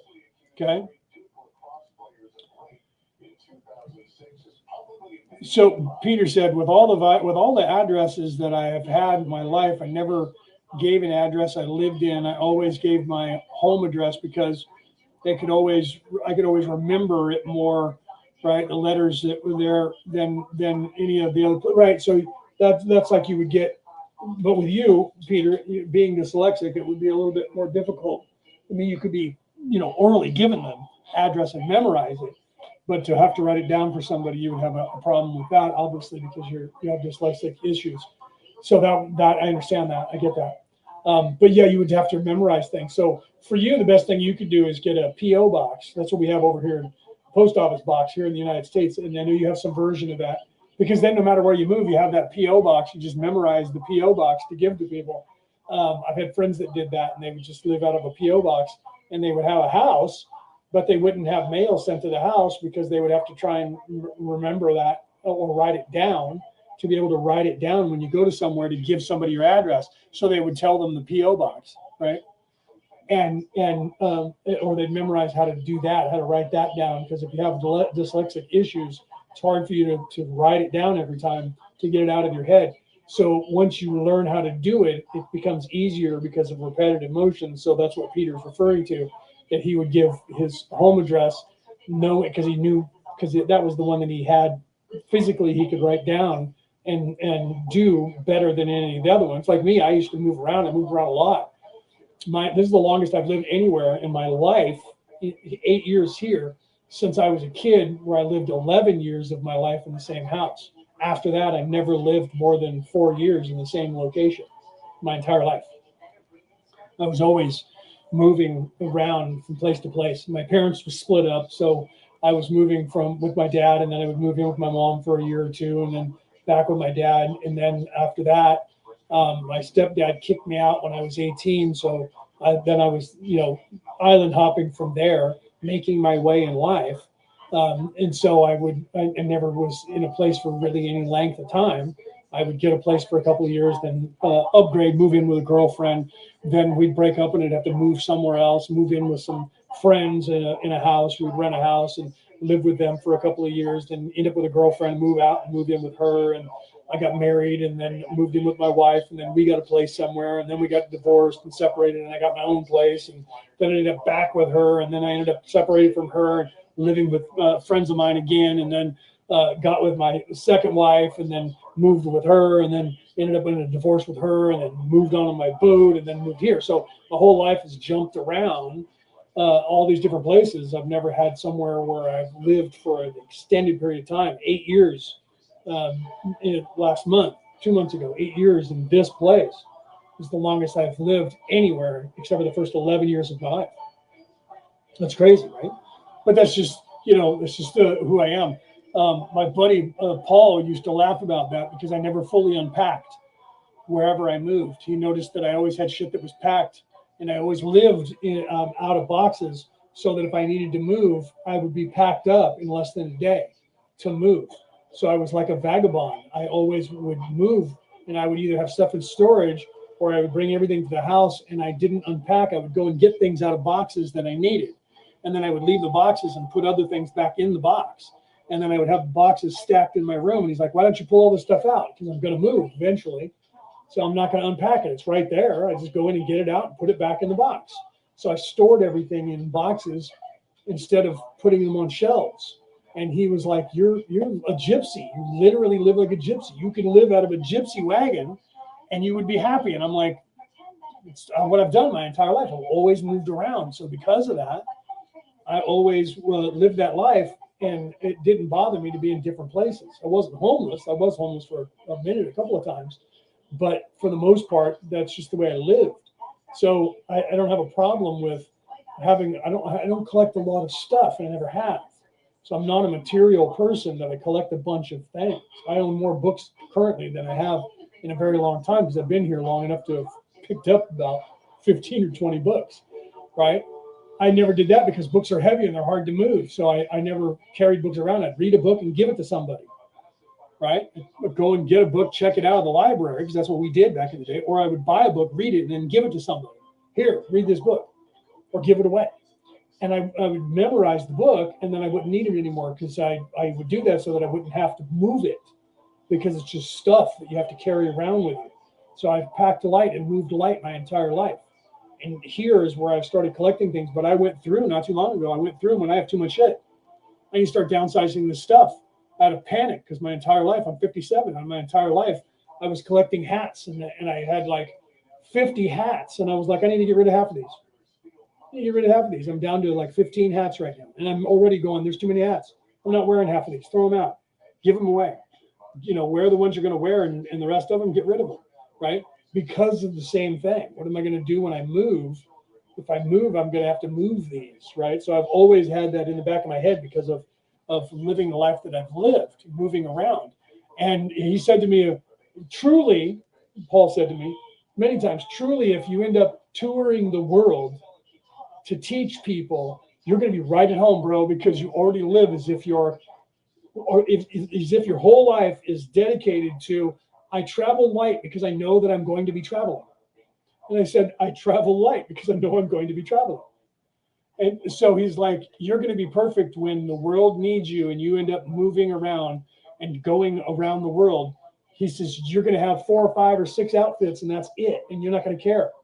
Other people will go crazy. I miss all my stuff. You know, like in Lord of the Rings with, what's his name? Bilbo Baggins. He was where, you know, he had all this stuff at Bag End and he missed it.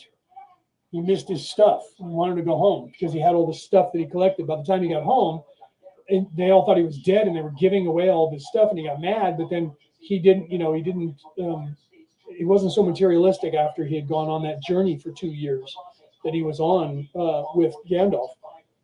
When you're on this kind of journey, you start packing light. You don't have truckloads of stuff because it's just who you are. How many of you, raise your hand, how many of you have a bunch of stuff?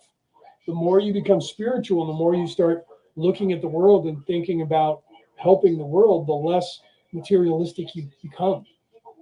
So you don't have a bunch of stuff. It's because you don't need to have things around you. Things do not define you. They do if you live in the flesh. If you live you're self-serving, you live in the flesh. The items you own are what defines you. You can tell a man by his library, by the book he reads, by the house, by the clothes he wears.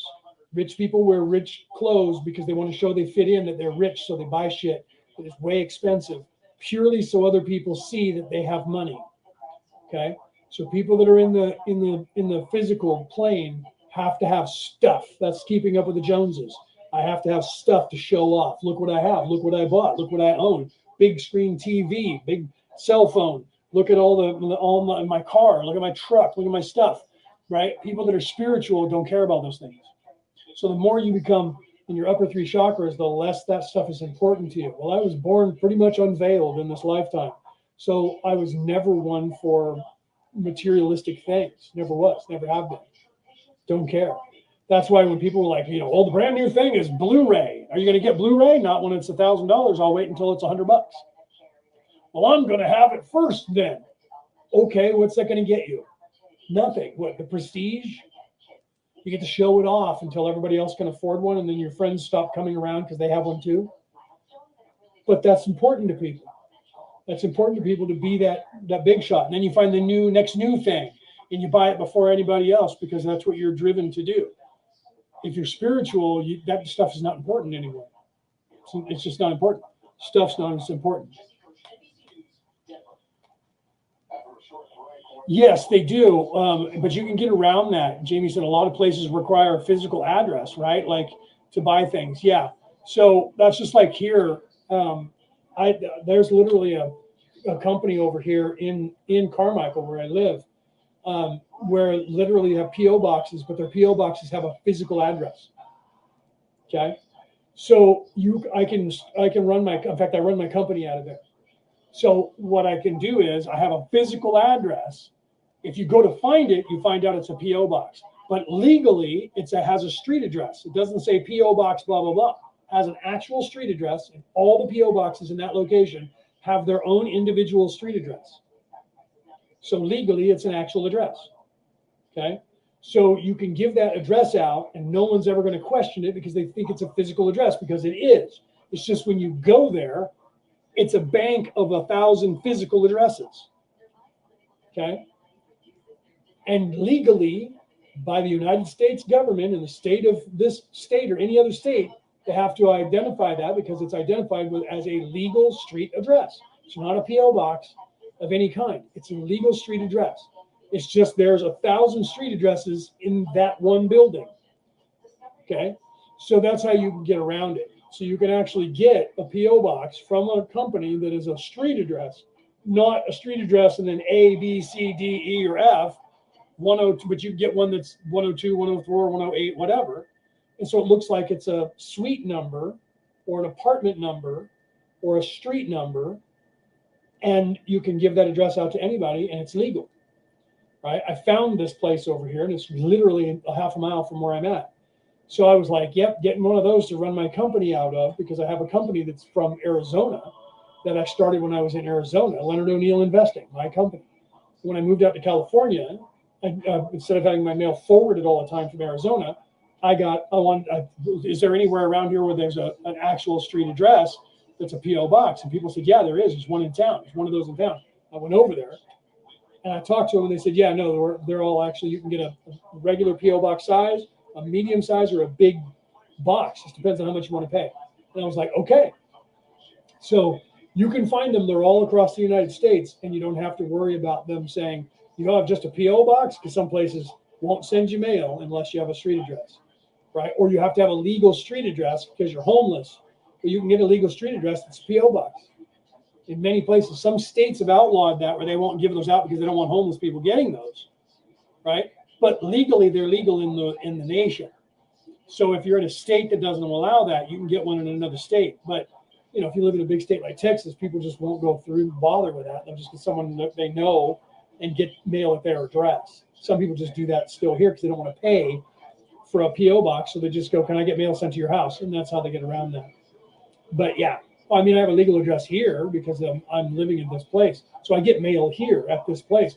But my business doesn't come to this place, because then apartment complexes don't want you to run businesses out of the apartment. So I go and run my business out of a fucking P.O. box a half a mile away. Not a joke, right? And that's how I get around it. So those guys are providing a service for people who live in apartments or a place where they don't want you to run a business out of it. So you go to them and run the business out of that. And that's why they do that. So they're out there. You just got to look for them. Doesn't matter what state you're in, unless there's a law in that specific state that doesn't allow them to do that, because they want to force you to have a residence to live in, then that's the only way that wouldn't happen. But they're legal in the United States. So if you live on a line of another state that allows that, you can go across the line and get one of those P.O. boxes that has a street address and use that for your business and not have to worry about the state that you're in. So it just depends on where you're at in the United States. Okay, so getting back to on the spiritual path, then I got to go because it is 6 p.m. So we're going to get into the tarot cards going forward for the next couple of sessions. I think they spend like 3 sessions on the tarot cards. So we'll get into the tarot cards and all the archetypes of the tarot cards, and they'll start describing the deck of the tarot cards. Dawn already started describing the archetypes just at the end of this session, and they didn't have enough time, so they're going to pick it up in the next session, and we'll move into that. So look forward to that for next week. We're going to be dealing with all of the information that I just gave you now. So if you're here now and you come back next week, you'll have a hand up on the people who pop in next week on all the basics of everything that we're going to be discussing in the next couple of weeks in the Law of One. So that's going to be cool. I remember the first time I heard it, I was like, are they going to really spend all this time on the tarot cards? This is going to be boring. And then I started listening to it, and I was like, wow, okay, they're getting into some good details. And because I've been dealing with this and teaching this for literally 35 years, for me, it was one of the more interesting sections. I thought it was going to be boring, and it turned out to be very interesting reading this in the Law of One and then teaching it, because I know so much about this because I literally was teaching it. I just stopped doing it when I got here, up here. So for the last 8 years, I haven't been, and I picked it up in the last 2 years. So for 6 years, I just completely got away from all of that and was focusing on producing shows and more integration, getting ready for this next phase, getting ready for COVID and this phase that we're moving into now. And they kept pushing me you need to get back to that. You got to return to the old ways. That's why I titled the book that. You got to return to the old ways. So now I find myself giving this information out more. And Aaron Fowler, when we teamed up and started doing our Skull Island podcast, the pirate podcast that we were talking about, we started, he kind of reeled me back in, because he's a shaman. He reeled me back in, a psychic shaman. He reeled me back into that roots. And then Peter Coyle, who's here in the crowd, because of him, he pulled me back to those roots too, my Celtic Viking roots as well. So I was fighting it for a while, and then realized that that was all encompassing, and I needed to get back to doing that and teaching it more. So that's why I'm now not doing it. I'm doing it more now and discussing it more, because it's what I did from my 20s all the way to my 40s to into my early 50s. It's what I did all the time. And, I literally used to go, downtown to somebody's shop and come in and teach for an hour or 2 hours a week, or on a Saturday, you know what I mean? Or on a Sunday or a Wednesday night. I did that for years. Now I do it online. All right, guys. I love you guys. I'll see you guys. I'll see you guys either in the chat or next Wednesday, or again next Friday, or we'll end up talking in between them. All right. So I love you guys. Have a great night. Have a great weekend. This has been Orion Rising. I am your host, Leonard O'Neill. Good morning, good afternoon, good evening, or good morrow, depending on where in the world you are tuning into the show.